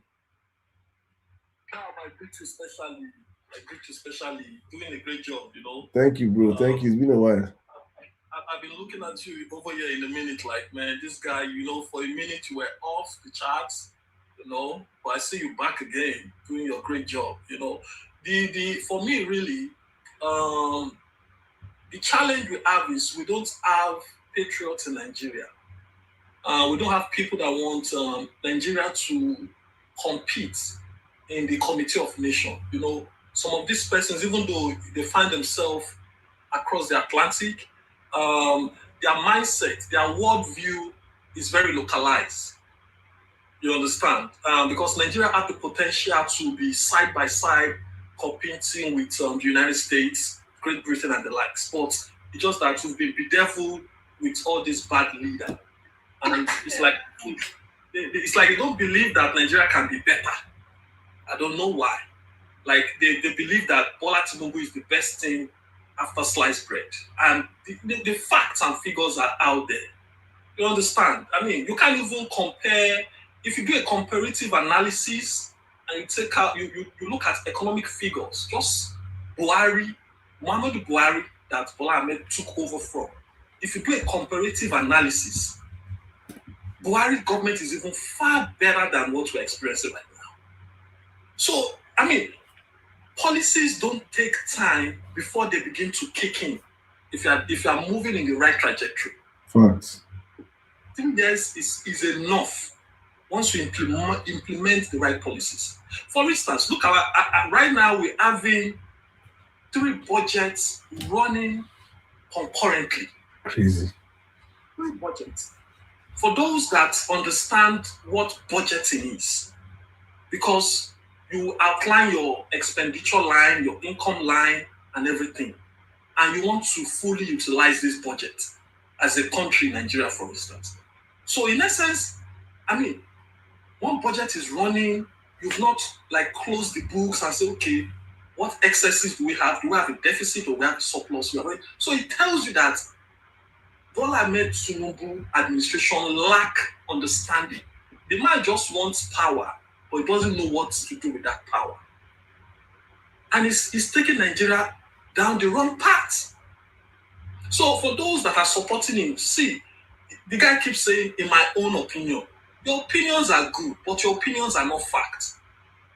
Your opinion cannot stand fact. You might have feelings for your kinsman because you're of the same tribe. But other Nigerians who want a better Nigeria that we can compete competitively. Tinubu was a governor in Lagos in the Fourth Republic. He was the first governor. Up until now, he controls the steed over there. You cannot count off a sound hospital in Lagos, world-class standard. Omo economy, I was giving birth to at Lagos University Teaching Hospital when that hospital was hospital. But you cannot point to a good hospital as in state-owned. Let's leave federal government. State-owned hospital that is world-class. And this man is being there, controlling everything. But it's just after his own selfishness. So, I mean, these are the things. We don't have a standardized ambulance for emergency in Lagos. The other day, there was a club somewhere in Surulere that was being gutted by fire. There is no standardized fire service in Lagos that can quickly put out. I mean, and people will be supporting it. What did he do? He didn't do anything. Come on. The world has moved ahead. China, they talk about quantum physics. They are doing a whole lot of stuff. And we are here talking about this man is in his 80s. He can't even, I don't think Tinubu is the one that is even running his government. There are shadow personnel running that. That man, for me, he has even gone senile. He's suffering from old, what do they call this thing again? I mean, he doesn't have the capacity. Now, between me and you, Tinubu is likened to a captain or a managing director of a bank. You come out with policies, you come up with goals, and you drill it down to the last person in that institution. So if you don't know where you are going, how are you going to even drill it down? So, I mean, sometimes Nigerian matter is very it's very challenging, but we need to challenge some of all these persons. We need to come out and speak. Maybe they will change, we don't know. Some of them, their minds are already, me, I'm looking at how can we get the next generation of from maybe 9 years old and above coming up. Those are the ones that can actually redeem that country. Because all these older people that are very, I don't want to use that strong word that start with T, they are not ready to give up on what sentiment they have for this man. No matter how you give them facts, give them figures, they will still say, oh, in my own. Your own is not. Opinions are free, but facts are very sacred. You understand? Tinubu has failed woefully. My belief is let's work. I see you say some things. We stand by our vote. We follow our vote to the coalition center and all that. We need to have make concerted effort towards these things. Put our monies, put our mouth on these things, and see how we can actually give it a try. Let's try. My own thing is let's try. Yes, thank you, my brother. Thank you. The next, the next couple of spaces we'll be hosting. I think every week I'll see if I can just use one day to host my people on PUTCM. That is protect your from polling units. Polling unit to coalition center movement. So there's actually Nigerians that are already organizing on the grassroots that we have to follow our votes on polling unit to coalition center. It's meant to be every one of us, but there have to be an organization towards it. So we're working towards that. Hopefully we can open it up and it becomes a more nationalistic conversation. But thank you so much, my brother. Please, I've missed you, my brother. It's good to have you back on the platform. Thank you so much. Let me pass the mic right now to my brother Niger Watch Jog. I think he'll talk more on that on the polling unit stuff. But meanwhile, Guys, please let's power tap the live. Everybody, if you're up on the speaker section, please, before the mic gets to you, please let's power tap the live, guys. I want to see every one of you power tapping the live. Thank you so much, Brian Ome. Thank you. Everybody, please power. I think let's make it a challenge. If each of us on this live gives 500 likes, 500 likes, you can do that in less than 5 minutes. We will reach our goal. Just go 500 likes per person, and we'll get to our goal. Exactly. So everybody, please, did everybody hit 500 likes, please? Okay, I know that I bring many people people that come on my lives on TikTok are like, they used to be like me before in the past, so I used to be a TikTok illiterate. So when I say power tap, people don't understand what it means. I simply mean just take your hand like this and be tapping my face on your screen. Be tapping it, just keep hitting it. Pa pa pa pa pa pa pa pa pa pa pa pa pa pa. Don't stop, oh. It will not pay you. Your hand will not pay you. Just be touching it. It will not eat your battery. Nothing will spoil. You're not paying. It's free. Why you're doing this is because you're helping the live grow. You're helping TikTok push us up the algorithm and give us more visibility. That's why you're doing this, actually. So please, everybody, power tap. We must reach 100K likes now. In the next 10 minutes, we can do it. Let me bring in my brother, Niger Watchdog. Niger Watchdog, welcome to the live. All right, thank you so much. Thank you, panelists. Thank you, Emir Sirdam, one of the most consistent and most effective platforms they can come across TikTok, on X, and many other platforms. Niger, are you using your earpiece? Yes. Let me please, if you can talk to your phone, please.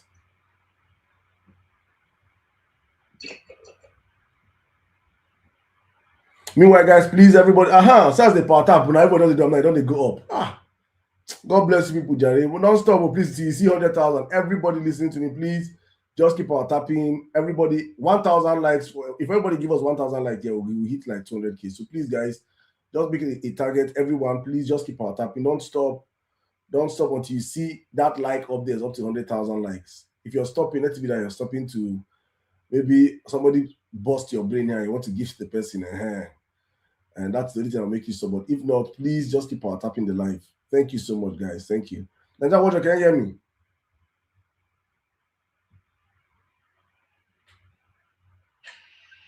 Can you hear me?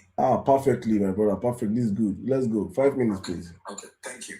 So, thank you, everyone. Thank you, Emir Sirdam. Thank you, all the panelists. Thank you, the lovers of Nigeria. Now, one of the things that APC have mastered over the years is to demoralize people. All right? They know they failed. They are aware they failed. They are convinced that they failed. The only power they have now is to demoralize as much people as possible. The idea is to get you to the point where you either decide not to go out to vote, or you have a vote, or not go out to get your voter's card, or you have your voter's card, but you decide not to go out to vote because you feel that your vote won't count. But I want to ask you a question today. Now, if somebody says to you, I'm coming to steal from you on the 17th of July, 2026, because I stole from you on the 17th of July, 2025. And just the same way, I'm writing a letter ahead to you now that on the 17th of July, 2026, I'm coming back to steal exactly again. Please, you have two options. You have an option either to fold your arms or pack all the properties that you have that you know this thief is going to steal, put them at the front edge of your house and wait for the thief to come and steal them. That's personal. It's a personal self-defeat. You have accepted and agreed that this thief is coming and is going to steal from you. So carry your property, wait for him outside. But you have another option. An option to now make plans to say that this time around, I will secure myself, secure my property, and make sure that when this thief comes eventually, he would not find it easy, and he may end up not being able to steal this property he stole from me the last time. That's the option that you have now. So my question tonight is going to be from everybody listening to us right now. Are you going to fold your arms and allow somebody who stole your future come again and steal your past? Simple. If you know that you don't want to be a part of the people whose future will be stolen, you have a simple option right now. The option is for you to be a part of the PUTCCM, Polling Unit to Collation Center. This is the new big thing in town right now. We're going around convincing and telling. We don't want to tell you how much underground work we are doing. I think I was in Hawa's platform today, and she was so interested and so optimistic. She's a Fulani lady from the north, very optimistic. She was so excited and so happy. So I'm going to be reaching out to her. I told my president Zini to get across to her and reach out to her, and so I'm thinking, I don't know if I can use this opportunity now to beg you, sir, if you give us one of these days, maybe you are going to be the one to host us, even if it's 1 hour, you're going to give us, myself, all the big dogs on TikTok that are interested in free, fair, and credible elections will come up on your platform. We do pick a time, come up on your platform, and maybe do a comprehensive sensitization. I am sure that when you hear Chris Nigeria is here, Zini is here, Agbasol is here, and Hawa is here, it's going to be a big time. At least we should be able to hit our 500 to 1,000 live views. So we do that and we'll be able to sensitize people, because at the end of the day, the idea of these people is to kill your interest. They don't want the election to, if it's possible for APC to declare Tinubu without election, they will do it. But they just want to make a rigmarole. They will just come and just do abracadabra and declare him. That's exactly what we want, so that it will be obvious to Nigerians. So at that point in time, we will now be able to decide whether Nigerians are weak or strong at that point in time. If Nigerians will now fold their arms after seeing and experiencing how everything went, they knew they voted, they saw the voting, they saw how they broke the ballot boxes, they saw how they stole and ran away with it, they saw everything. After all those drama, if Nigerians will fold their arms and watch Tinubu rule over them again for another 4 or 6 years or 10 years, as the case may be, then it will be left for Nigerians. But now the responsibility is to make plans and put structures on ground so that our votes will count. And how do we do it? We will move with the vote from coalition centers to polling units to coalition centers with our votes, with our personal security apparatus, with our personal lights, with our personal video cameras, with drones, and with all kinds of gadgets that we need for our elections to count. And at the end of the day, when the election is rigged, then we will now rig the people that rigged our election. So thank you very much, everybody. Thank you very much, my brother. Thank you very much. I think maybe let's see. I will have to have a build up to this conversation, and with Zini also. Let's maybe we'll talk from the back and see if it's something that we can do maybe next week. Or what I want is actually I want this World Cup to be over. Then we can have that big space. But every time we have our show here, please come up, because every day we have a new person here. We have new people here every day. So just keep coming on the show. We will keep talking about it. We keep building. Once this World Cup is over by this July ending, we'll start from August. We now start real grassroots mobilization. And also by then, I believe PVC drive must have been over. Right? Yeah. So people that interested now can just send me a direct message. Just send me a exactly. So if you're interested in joining that movement, so for those that remember, initially I said that there was something I was planning or thinking of, starting how to protect our votes. I collapsed everything to these guys because they already had something going on similar to the same thing that was on my mind, and I was like, there was no point creating something as an alternative. Let's all join this, because this is actually the same thing that I was thinking. How do you follow your votes? You just don't vote and go home. We have to vote and follow your votes. But it gets more interesting when Nigerians are voting and they know that actually there's actually systems already been created to make sure that we just don't vote and go home.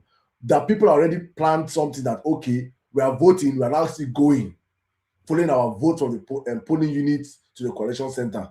Okay, yes, also thank you so much. The Smart Ballot app, that's my brother in Nigeria. I've not had much. I know that they're doing something similar. They're doing something, but it's not. I don't think it's in this axis. That's more of an app. But I think a time will come when everything will have to come together as one. I think that time will come. But right now, people like you're building. This is going on. But this for me is a very important part of the electoral season. How to follow your votes from the polling unit to the coalition centers. We must do it, because when you hear testimonies on this platform, people that participated in the last elections. Yesterday, my brother voted in Obiapo local government in Port Harcourt. Came out and was saying it. Over 3,000 votes on there. And Tinubu got everything. All of a sudden, they changed it to Tinubu's vote and the rest. I have those polling unit results in my hands. But the problem was that people in Obiapo voted and went back home. That was what gave the Wike the effrontery to go to the coalition centers and rewrite the result. Had it been Wike went to the coalition center and saw 5,000 or 10,000 people outside the coalition center, Wike, they no born Wike well to enter that coalition center, change the result.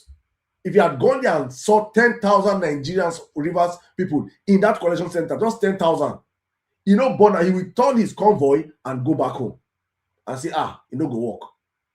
But the problem is that we were not sensitized enough to understand that after voting, we protect our vote. That is what must change. We have learned from 2023 and we have to move differently because the criminals in power are currently moving differently. Thank you so much, my brother. So I think I just keep coming here every time we come up here. We'll keep talking about this. It's a focal part of the conversation. We can talk about the problems, but solutions are very, very important. And this is one of the major solutions. Thank you. So let me just pass the mic right now to my brother Taco. Meanwhile, guys, thank you so much. You guys are doing a great job. Please, everybody, keep power tapping the live. If you're giving your 1,000 mandate already, please hit it up to another 1,000. Please, everybody, please, let's keep power tapping the live. We are not doing well yesterday. We know hit our 100K today. I was like, no, man. And also, if you want to join the Puts Double CM, please reach out to Nigeria Watchdog right now. Go to his DM right now and tell him. Please go to his DM right now and tell him you want to join. Other platforms, if you're listening to me and you want to join also, reach out to me in the DMs. I'm going to connect you to them. That's how we change our country. Taco, you have the mic in 5 minutes, please. Welcome. Yeah, thank you, Sirdam. I think you're always doing an excellent job. So on the start, let me make it very clear. I'm not an obedient supporter. I'm not a Tinubu supporter. But personally, I had refrained from criticizing Tinubu his first year of office. Not because I was in support of him, but because I didn't think it was fair to judge someone from the first year. I honestly did not know a whole lot about him before he became the president. My own personal choice would have been the vice president under Buhari, but he wasn't that interested and he wasn't dirty enough for Nigerian politics. But I have lately become a ABT. My support has gone to ABT, anything but Tinubu, because of what I perceive as the danger that Tinubu has posed to the structure of Nigeria.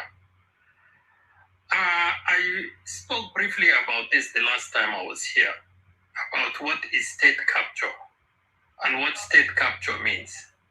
State capture is essentially when the whole country or the state becomes in the hands of a few individuals and is no longer working for the population, but is instead working for these few individuals. Nigeria, we don't do any deep analysis and we don't look far enough and we don't have any investigative reporting. For anybody that wants to understand what state capture is, please read about what happened in South Africa with President Zuma and the Gupta brothers. You had these guys that were Indians. They were called the Gupta family. I don't recall, 4 brothers or something. They came straight from India and they were the ones controlling South African government. If you, as a South African, they will come and meet you, say, look, we can make you aviation minister, but this is what we want from you. And they're not looking for money.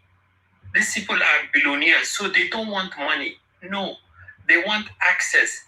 They will come, they will control which airline will come, which airline will go. And this is how they will make their billions. They will come and they will control who is the electricity chairman of the board. They will replace him. He will be the one who will give them all the contracts. Apartheid South Africa had the most efficient electrical system in the whole continent.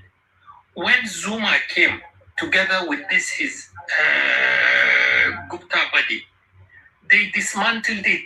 South Africa almost became like Nigeria. They had load shedding You will get electricity for 8 hours. This one will get electricity for 3 hours because of how they dismantled what they call NESCOM. Coming to what Tinubu is doing, if you want to know what will happen to Nigeria, the model is Lagos. The grandfatherism and the way Tinubu still controls Lagos is exactly where Nigeria is heading, where it will be Tinubu and his close associates. They will be the ones controlling everything in Nigeria.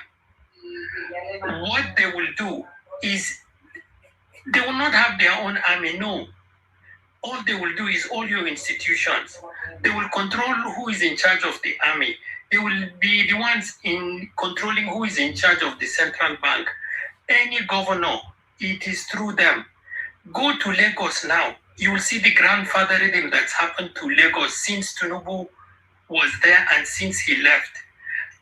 Any tax revenue collected today in Lagos, Tinubu has a share. He has companies that built that system for Lagos. This infrastructure of tax revenue collection system that all these APC boys will come and tell you that Tinubu built for Lagos. They will not tell you how much he still collects from it.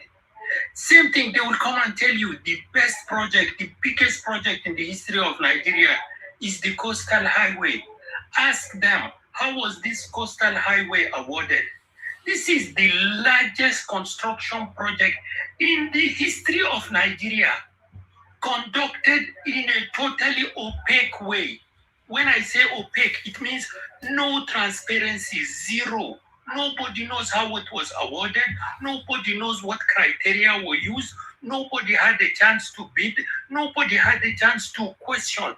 If you have the biggest project in the history of the country, and nobody had a chance to outbid anywhere in Nigeria's procurement. If you are going to supply bureaus to the federal government, there's a chance for bidding. People will submit bids. They will look at the tenders. They will look at your track record. Then they will award it on a competitive basis.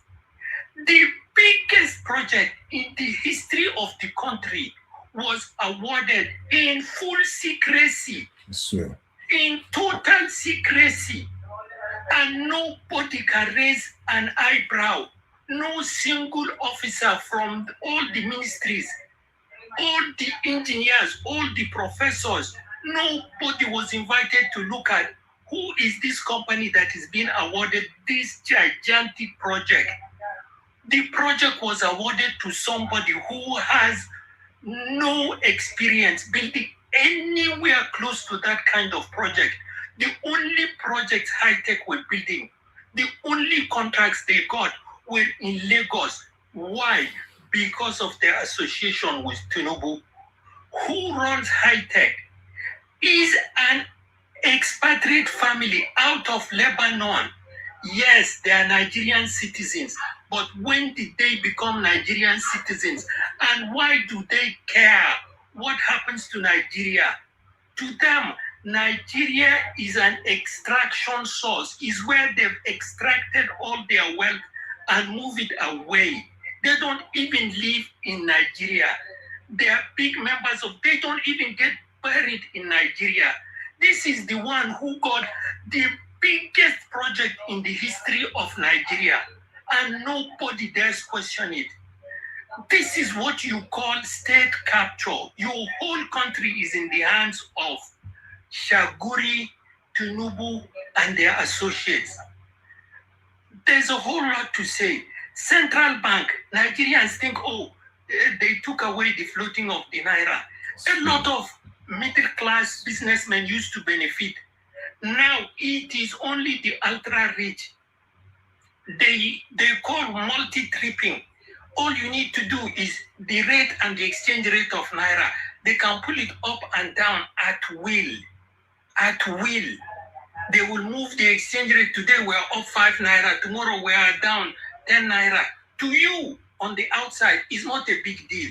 But when you are investing billions of naira, Within hours, these people can make you a millionaire. Within days, they can destroy anybody. People need to really pay attention to what's happening. And trust me, another 4 years of Tinubu, just expect what happened to Lagos is what's going to happen to Nigeria. Nigeria's election is going to be controlled by Tinubu and his associates, and we will continue paying them for the next God knows how long. Maybe I'll tell you something that some of you know, but some do not know. After they use this money to construct this coastal highway, because the high tech, the company that is building it, have the right to put a toll on it, and they will decide how much you will pay when you are going to use that coastal highway. And you are going to be paying that loan that was given to Shaguri to build that road. You will be paying for that loan for the next 15 years. And every time you use it, you will pay. This is how state capture functions. This is not ordinary theft. It's not, okay, you go, you steal the money, you go. The danger of giving people like Tinubu is it's going to be endless. The blood sucking will continue. It doesn't end in 2027. It doesn't end in 2031. No. Go see, Lagos was the blueprint. Nigeria is the final prize, and it is not him. Go look at Eco Atlantic. Tell me that you, as an Awori man, they born your grandfather for Lagos. Go tell them you want to go nearby Eco Atlantic and see what they will do to you. You, that is a Lagosian, you can't even get close to Eco Atlantic. You that have lived 10 generations in Lagos, you don't own anything. Do you know who the owners of Eco Atlantic will be? Do you know how much a one-bedroom apartment in Eco Atlantic will going to be? This is the transformation of Nigeria. Another 4 years of Tinubu. Guys, wake up. I am not a Tinubu supporter. I am not an Obi supporter. I am just somebody who loves Nigeria, who loves institutions, and who want to see a democratic country for my kids. Thank you. Thank you very much, my brother. Thank you very much. Thank you. You know, is Tako a Nigerian? He's a Nigerian. He's a northerner. Oh, okay. He's a Nigerian. He you know, early days he used to be kind of like giving Tinubu, when he comes to my life, he gives Tinubu some this thing. Or he was not hard on Tinubu then. I'm like, guy, can't you see? You know, I say, if you are not up in the metrics, if you are not doing this for tribalism or for religious sentiment, or because you're gaining feedback from Tinubu's government, or that you love how Nigeria currently structured, there is no how that your eyes will not be open to what he has just said right now. This is what many of us saw and were screaming for so long, that we cannot allow Tinubu coming to power in 2023. I'm happy he said there that he did not do Tinubu well for 2023. We that were screaming our voices, were shouting, Nigerians, we cannot afford a Tinubu in power. 4 years is that's why I'm telling Nigerians that we only have one way to take Tinubu out. Anybody is saying that there is 2 ways and we can do this way, sorry, please, I don't have to mute you. And there's only one shot we have to take Tinubu out of government. Funny enough, it is the last chance we have. And this is actually the last chance we have. Just see yourself as that. We have one bullet. If we miss, we are done. Because they are proposing of 6 years tenure. Exactly. If you see a known terrorist will be handed power as a president in Nigeria. It's just a matter of time. Alimadu Sheriff has started coming out boldly on national television and is speaking against opposition, and everybody's quiet. We are doomed if we miss it this time. We cannot. I just want to just understand what is at stake, because many people think are sitting. You know, when I bring this, people think it's not part of bigotry or tribalism. No. Nigeria is at stake. The soul of our country is at stake. Our future is at stake. It is at stake. The first mistake we made was 2023. The second mistake we make is in allowing this pool in 2027. And there's only one way out for us. A ballot revolution. A ballot revolution. Taco, please, in a minute, just let me hear what you want to say. Come in. So, like I told you, I made this whole graphic here, and I'm going to post it. What you are going to have is you are going to have a multi-hydra Tinubu. You cannot cut it again. If you cut, because you see those arms there, one, control your bank, one, control your highway, one, control your Senate, one, control your judiciary. And, you know, I wanted to mention something quickly. This scandal of that prince that had an office in the federal secretariat, they put him an item under the budget, foreign investment, whatever nonsense. It's only in a Hollywood movie or a Nollywood movie you will see somebody will come and fake an office. They will fake a fictitious office, give him an office, give him a budget. He will meet foreign ambassadors. He will meet prime ministers. And he's talking on behalf of the government with no office. Only in a place where people don't have any institution. Because in Tinubu's model of government, once you are part of us, you are more powerful than a minister. Ask anybody who Shaguri's office is. What is Shaguri's role in Nigeria? Not one single Nigerian governor today is more powerful than Shaguri. If Shaguri talked to any Nigerian, whether governor, whether senator, whether traditional ruler, he will not stand in his way. Look, I'm going to go on a limb and tell you something. Shaguri is most powerful than the Oni. He's more powerful than the Sultan of Sokoto. Facts. He is more powerful than the Oba of Benin. Facts. This is what you are dealing with. And this is a group that is insatiable. All of these guys are multi-billionaires. And in dollar, no be naira billionaire. No. These are billionaires in dollars. And they are not happy. They want everything sucked out of that country. And it will continue. Look, this is somebody, all he told them was, look, I know Bajamila, look, because he understood how the system works. All you need is come with a letter, come from a recommendation from one of the big boys. Nobody will stand in your way. Because if you want to do your job and you want to investigate, somebody came, he tells you, okay, Jagaban send me. And you want to question him, say, okay, let me see the letter. When? Who are you? Let me see your ID. Tomorrow you will be gone. It is only in a government where there is no balances, no checks, that kind of thing will happen. And with no consequences. Now they are telling us they want to take him to trial. What kind of trial are you taking him? Somebody who will open 14 bank accounts. 14 bank accounts. You will put him in your budget. Give him billions of naira.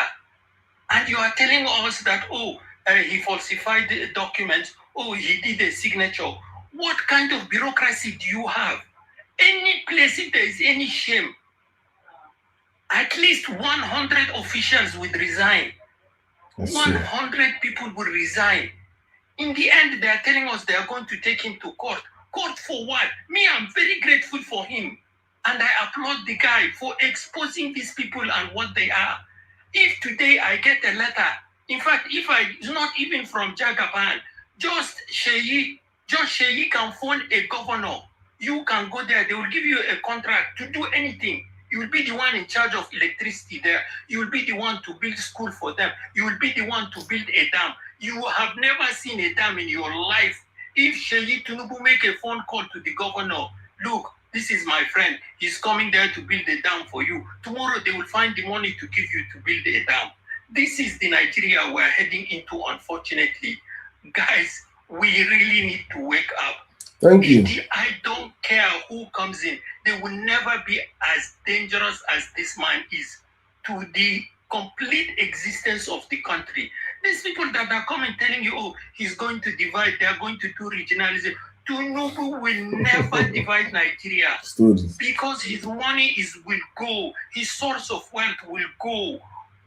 Nigeria will never be divided under Tinubu because this is the parasite, that this is the place they are going to be sucking the blood out. People like Tinubu will never be satisfied sucking the blood out of the Southwest. They will never agree to any division of Nigeria. Don't fall for that nonsense and that diversion that, he's going for regionalism. If they want to separate Nigeria. Tinubu and his group are people who look at a much bigger picture than you and me. He's no longer happy controlling Lagos. Take Lagos out of the Southwest. What is left? He controls Lagos. Now his ambition is bigger. His group is bigger. And they have tested money. They have seen what it means. Get projects left and right. Nobody question you. People can't demonstrate. Army doesn't object. Police doesn't give you any resistance. Religious people are left. Nothing. There's nothing left. They're already on the way. Thank you, Sirdam. Thank you. Thank you, my brother. Thank you very much. Thank you. You know, I today's show was actually about you even coming in. You know, you came out late, but thank you for saying all you have said. Hopefully Nigerians here, I'm also going to crop everything you've said now too and put it out there also for Nigerians to see here more, because when we say these things, when all you're saying right now is what many of us were saying in 2022, we're shouting, we cannot allow Tinubu come here. Do not allow Tinubu come in. If he comes in, what we are seeing is what we're seeing. And actually, before I pass the mic to the next person, this is actually the best of Tinubu we are seeing. Perfect. It will be worse. We're actually seeing his best. Absolutely. We're actually seeing his best. All Nigeria's history is the first 4 years they will give you everything they have. Exactly. After that, they don't care anymore exactly. about you. We're actually seeing his best. Imagine he's bad. And imagine he's good, then he's bad, then he's worse, which will come out in, God forbid, in the second term. We are doomed. Yes, then he's tackled out. Our tackle of Tinubu before. His eyes has opened. Everybody eyes opening. If it's Nigeria first, as long as you love Nigeria, you understand Tinubu we cannot. And for those that say Tinubu has captured it, please, I don't need defeatist people around me, right? We will fight it to the very end. We will fight this Tinubu's government to the very end. Let it be said that we fought and we did not try. Now to come out and tell certain there's no hope. Please take down your defeatist mindset and go home. We will fight it to the very end. Us that are alive. Let it be said that we fought to the very end. Please. It's simple. We only have one shot, and that shot is simple. That we go and vote, defend our vote with our lives, and push it to the very end. Thank you. All right, let me run the mic to BJ. Before BJ comes in, can we all 500 likes before BJ, please? Before you, I did about 700 likes already. 500, yeah. Let's go 500. Everybody, 500 likes. Let's just hit it quickly. Before BJ finish speaking, we can hit 150K quickly. Thank you. And also, let me just say this, right? Someone that is deep into media, I know how these people operate. I know how I will not say I know fully well, but at least I have an idea of how they operate, right? So, and that's why I'm when you see me reiterate some things I say here, is because I know how they operate. Tinubu knows that 2027 is his last shot at cementing his legacy or at losing everything, then going back to Lagos. He knows that. He's as desperate as we are desperate. He's even more desperate than we are. So those that are thinking that, he cannot be taken out, it's part of the propaganda. There are some Nigerians that are pessimistic in nature. There are people that Tinubu actually pay to come to rooms like this and sell false narrative. You cannot take him out. He's this, he's that. If he's this, he's that, he will not be giving your parents rice. He will not be stealing all the money to be able to buy your votes. If he's this, he's that. You'll be. Can I add something, Sirdam? Just hold it. When I'm done, I'll bring you back. Just hold it, please. Just save your thoughts together, please. Yeah. If he's this, he's that. If he's whatever you think he is in his brain, he will not be going out of his way to force governors and incentivize them, bribe them to come and join APC. If he's this and he's that. So I understand that in the battle of elections, or when you come out to fight this kind of people, there's always a psychological part, which the moment you win somebody psychologically first, automatically you win the person physically. So that's what Tinubu is going to be doing going into the next session. You see many of people come out, Tinubu 2027 to 2020, you see them post second year guaranteed, is already this thing, blah, blah, blah. All those things are just mind games. If we're focused on our target, as I repeat it, the only way a man can win governance or power in any country is if the citizens themselves vote that person. The problem Nigeria has had for so long is that the citizens, we have failed to understand that the power lies in our hands. We don't understand that. And that's what we are doing from this platform, encouraging other people, take it out and let Nigerians understand that the power to change government lies in our hands. A country of 200 million people, if 5 million of us say enough is enough, 5 million of us, enough is enough, after our vote, we say we'll protect our vote. Tinubu is a gunner. He will enter a helicopter that night. He go run, come on for Nigeria that day. It's up to Nigerians to understand this. So, Taco, let us give you 30 seconds, please, so I can come to the next person, yeah, please. So I just wanted to reiterate what you were saying and the strategies used. We've seen one of the biggest pastors in Nigeria tell us elections have been decided and will be decided by God. Exactly. The same thing, we know the imams that are telling us when they equal online. Exactly. Meaning that, look, rulership, it is granted by God. All they are doing is they are playing psychological warfare on you so that you will say, this one is destiny. Exactly. You are destined to rule. It is God who will decide it. Yes, God knows all of these things, but you have the power. You have the power to decide who is Nigeria's president. It is only Nigerians. Do not listen to any pastor or any imam that tells you this is an act of God, and it is God who have already decided, and God already knows who the winner is. Please, if you don't have your PVC card, please get your PVC card. Anyone that is close or even distant from you, please encourage them to get their card and tell them to vote their conscience. It doesn't matter. Once we learn how the power of a PVC card is, all these guys that are bleeding and looting, it will stop. What they want is what is called voter apathy, where you have lost interest, where you have been demoralized. Do not be demoralized by your pastor or by your imam. And what Saddam is telling you, these are people that have an army. They have an army dedicated to all these media tricks that will psychologically finish you, discourage you, demotivate you, because they know motivated voters are their biggest headache. What they need to do is they need to demotivate you and tell you what can you do. What can you go do? You no be only one man, no be one vote you control. Exactly. Thank you. Thank you. We will get 10 million out of 200 million that will go and vote. That is what they want. Please don't let them succeed. Thank you, my brother. Thank you. BJ, come in right now, please. Saddam, thank you for bringing me up. So first, I just want to ask you a question regarding what Nigeria was mentioned. I'm not really sure if you saw the DM I sent you. No, I did not. Anyways, it's just saying. So my concern is about the alleged deployment of thugs on election day, and claim that they were being protected or escorted by members of Nigerian police. If you can remember vividly, last election, we keep posting videos, we keep posting all this stuff on social media, how they're posting people heads up open, people showing blogs, and nothing was done.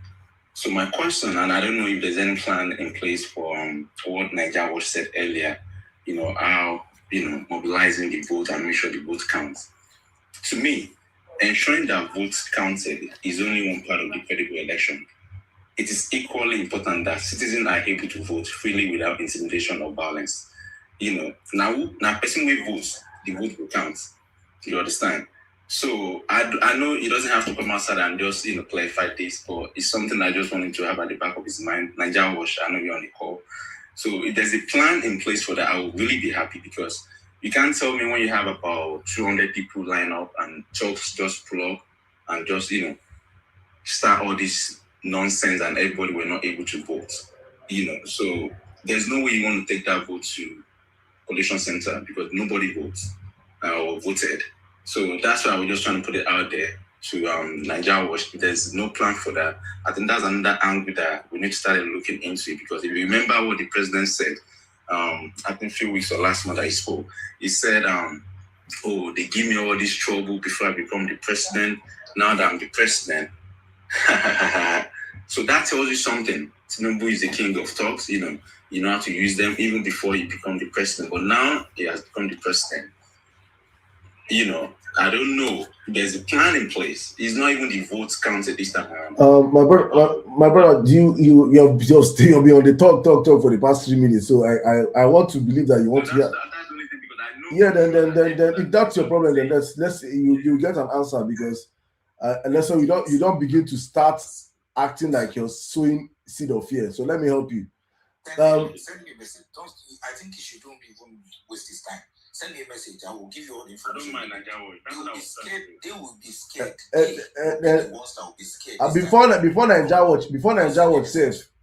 Watch even say whatever he's going to tell in the DM. And let me say this publicly, right? That nobody has monopoly of violence, and that what we did not do in the last elections was to prepare for them. That's what we can all agree on that. Now nobody prepared for that. We just came out to go and vote and go home. We did not prepare for it.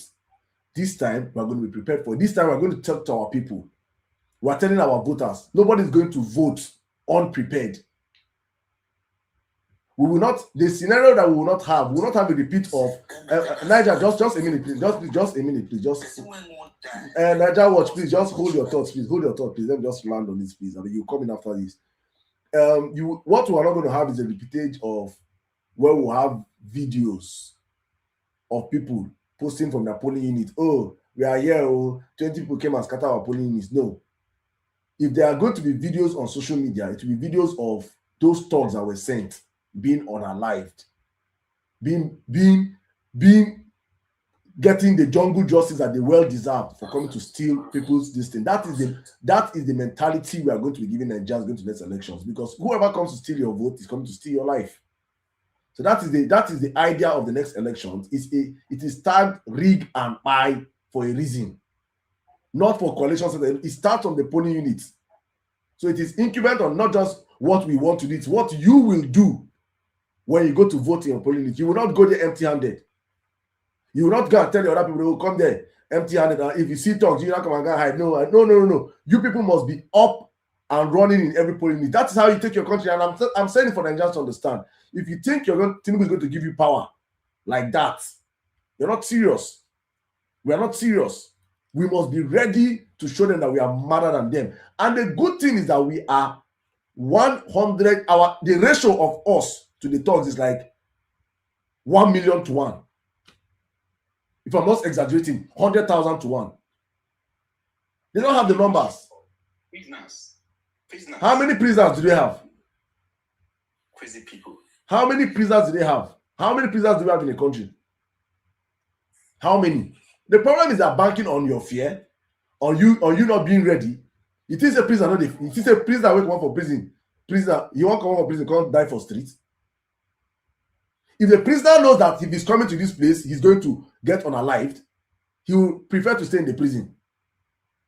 So that is the mentality. When nobody's sugarcoating and come and say, no gentleman going to next elections. If you want to be gentleman, please don't even come out. Just stay in your house and be ready for the next 4 years. That's just it. Thanks. Nigeria Watch, you want to add something to that before I move on? Okay, so I just wanted to say that. TY, you see me, I don't hide my face. I'm coming, sorry, please. Naija watch, I'm sorry, please. TY, I don't hide my face. If they born you well, if my mama or papa born you well, if not be pig born you, request the mic and come here on your camera and say what you say in the comment section. If they born you well, request mic and come and put your face to it. If they born you well, give me your polling unit. I will give you my polling unit. TY, I will give you my polling unit. If they born you well, come to my polling unit. I promise you, you will not leave. That will be your last day on this surface of this earth. If they born you well, put your face to it.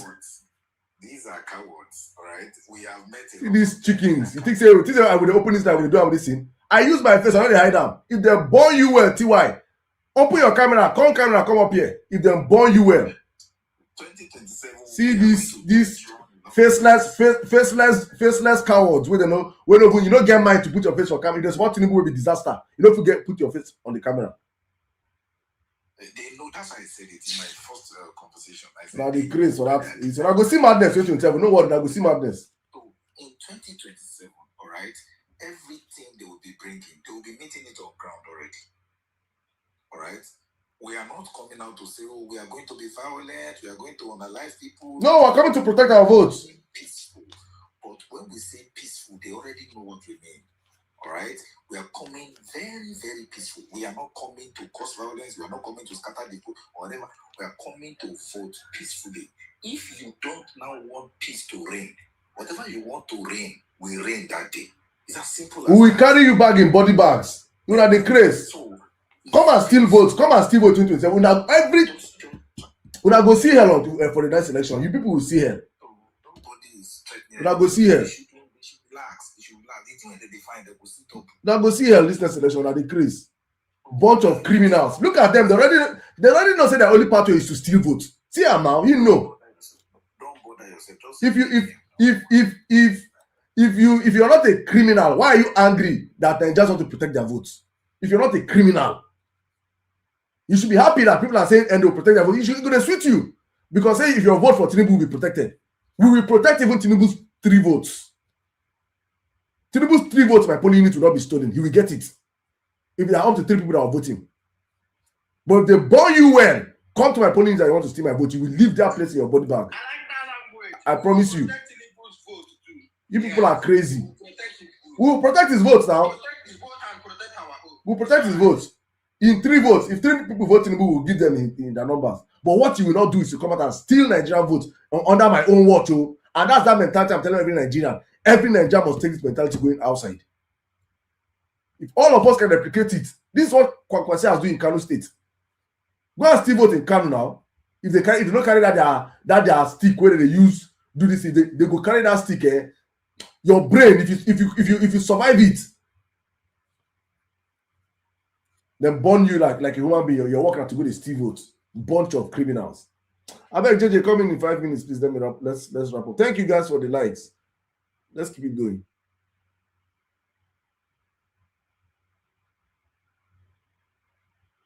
Thank you. You have requested the mic. Let me bring you up. Please put up your camera. I brought you up. This side I hide you. Please on your camera. Let me put you up there. Let me see who you are. I will not give you camera. You will not give me camera, then get out of my life. Get out of my life. You're a fool. You will not give me camera. See this idiot.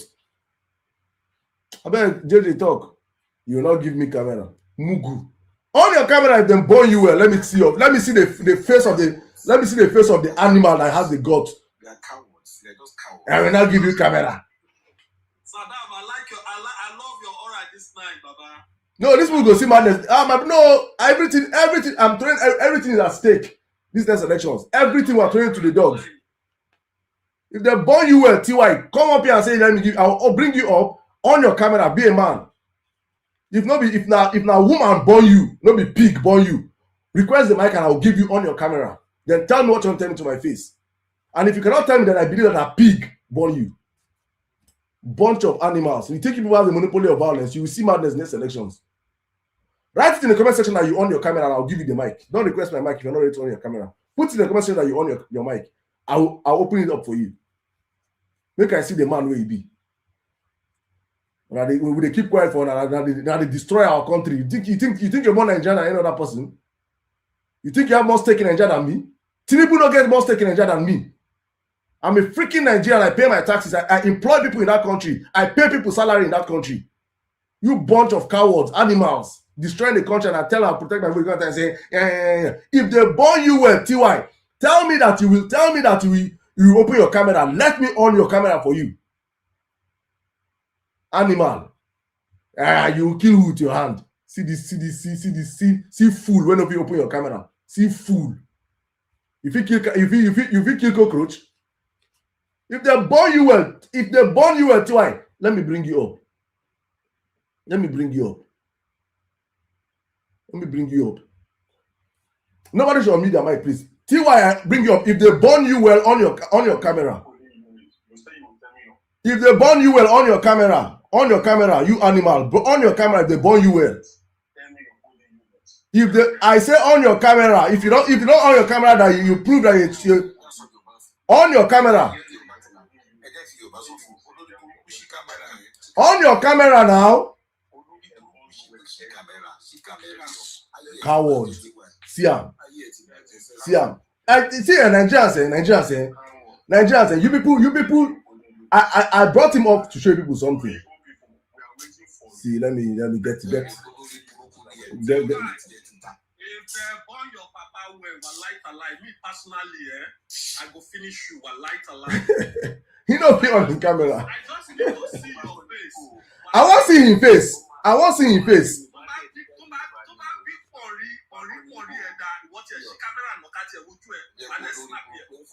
Bunch of animals.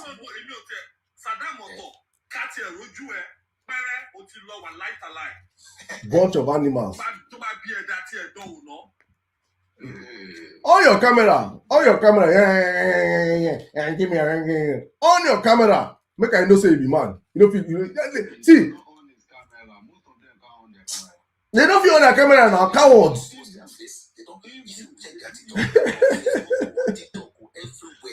come around and everything, but you will never see one of their picture on their profile. You cannot see them. You can't see them. If you know that what you are supporting is good, on your camera, bold on your camera. Kali mo boya yi eti baje looto. Ton camera now. Why ala yi di baje. Move on to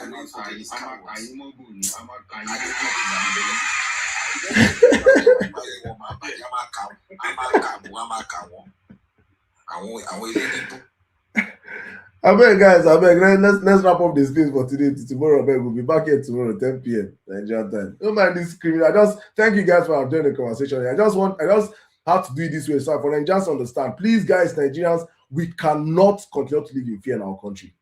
We cannot continue to, what we are living in is not life. We cannot continue to live in fear. We cannot. We have to stand up and say enough is enough. Enough is enough. I said it all the time. I told my people, I said, count me as I'm no longer in you people's books.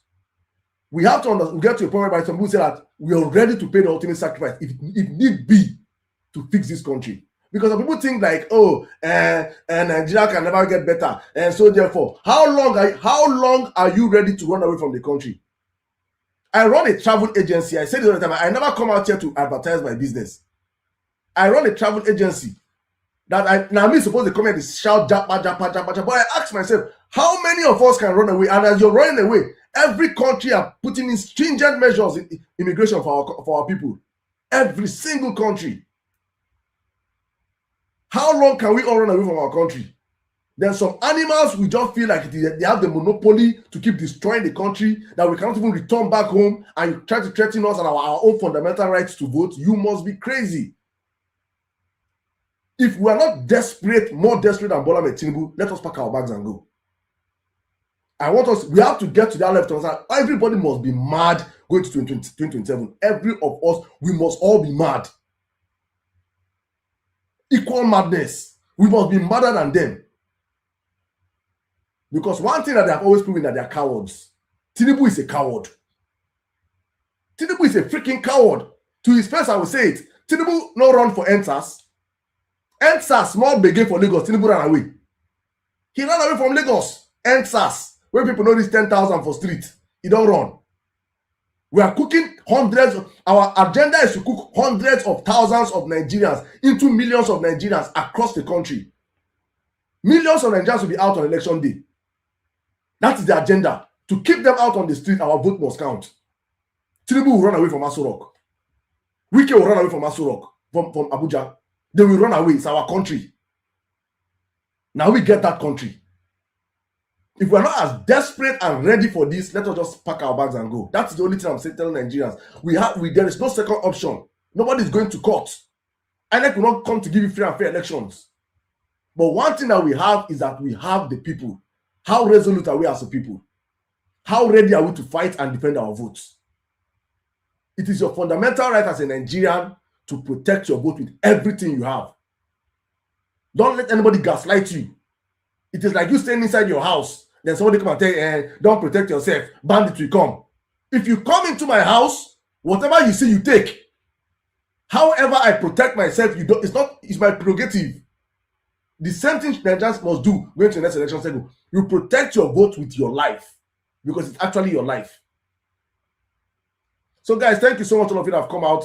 Please keep... Emir, have you noticed in the comment section what he's saying? He's saying that he himself and his family are going to die, that we should come out and vote. In other words, what they have in mind is that they don't actually want you to come out and vote. Exactly. Around, the idea is to demoralize you. Voters' apathy is what Tinubu is praying for. You understand? That's the idea. You understand? But they will be shocked. Like during campaign, when campaign starts, from campaign, the APC will know that they've lost it. During campaign, they will know. I know they will know that this thing, we will not give up. Voters' apathy is their greatest strength, because the less Nigerians come out.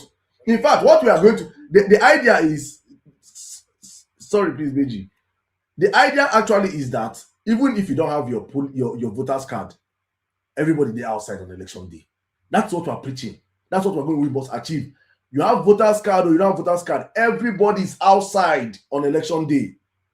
For the next 3 days after elections, we're all outside demanding our votes. You don't get polling units, protect people near your polling unit. That is the only way we have to do it. And that education will be passed to the very grassroots. TY and gang of illiterates, gang of criminals, gang of bad governance. We'll meet people in January. That's if bandits never carry you, because your kind of person, it's like person where bandits go carry. Bandits will carry you soon. You're supposed to be with them. Thank you guys, my people. Just thank you to all of you that joined the conversation. We'll be back again tomorrow, please, 10 p.m. Nigerian time. As we have always done on this platform is to make sure that we put Nigerians up to speed of what's going to happen in the next season. All of you that contributed, please, I beg, make sure I know vex. Those that requested the mic that did not come. I did not give a chance to speak today. Please, tomorrow is another good day to come out here. I think tomorrow will be longer because there will be no World Cup tomorrow. So we'll be back here tomorrow. I'm not going to give a shout out to all my top viewers. Thank you so much, all of you that contributed. My brother Mikey, thank you so much. Your energy here is always very important to me. Thank you, my brother Wemi Nigeria, Mama Wakiri, Lady Viv, Baba Mafi, El Nino Cruz, Onomer. Thank you, my brother. It's good to have you back. BJ IT, Official Tari Murphy, Uche, Niger Watch, Plot, Ibra, Lucky, Realistic in Nature, Roslyn, Olaiton, Queen K, The Wise, OC Best, DJ Jonto, Big Flex, all my people from YouTube. Thank you so much, Jami Ada, Mighty NC, TDI, my people from X, K Prince, Nehemiah, all the way from YouTube, from Facebook, Joshua, all the way from Instagram. Thank you to all of you that stayed with us at the very end of the show. We'll be back again tomorrow, God's willing, 10 p.m. Nigerian time. 10 p.m. Nigerian time. If you don't see me 10 p.m., just give me like 10:15. You will see me here. Like today, we started very late. But thank you guys. I'll see you guys tomorrow. As I always say, this for God and for country. Good night and stay safe.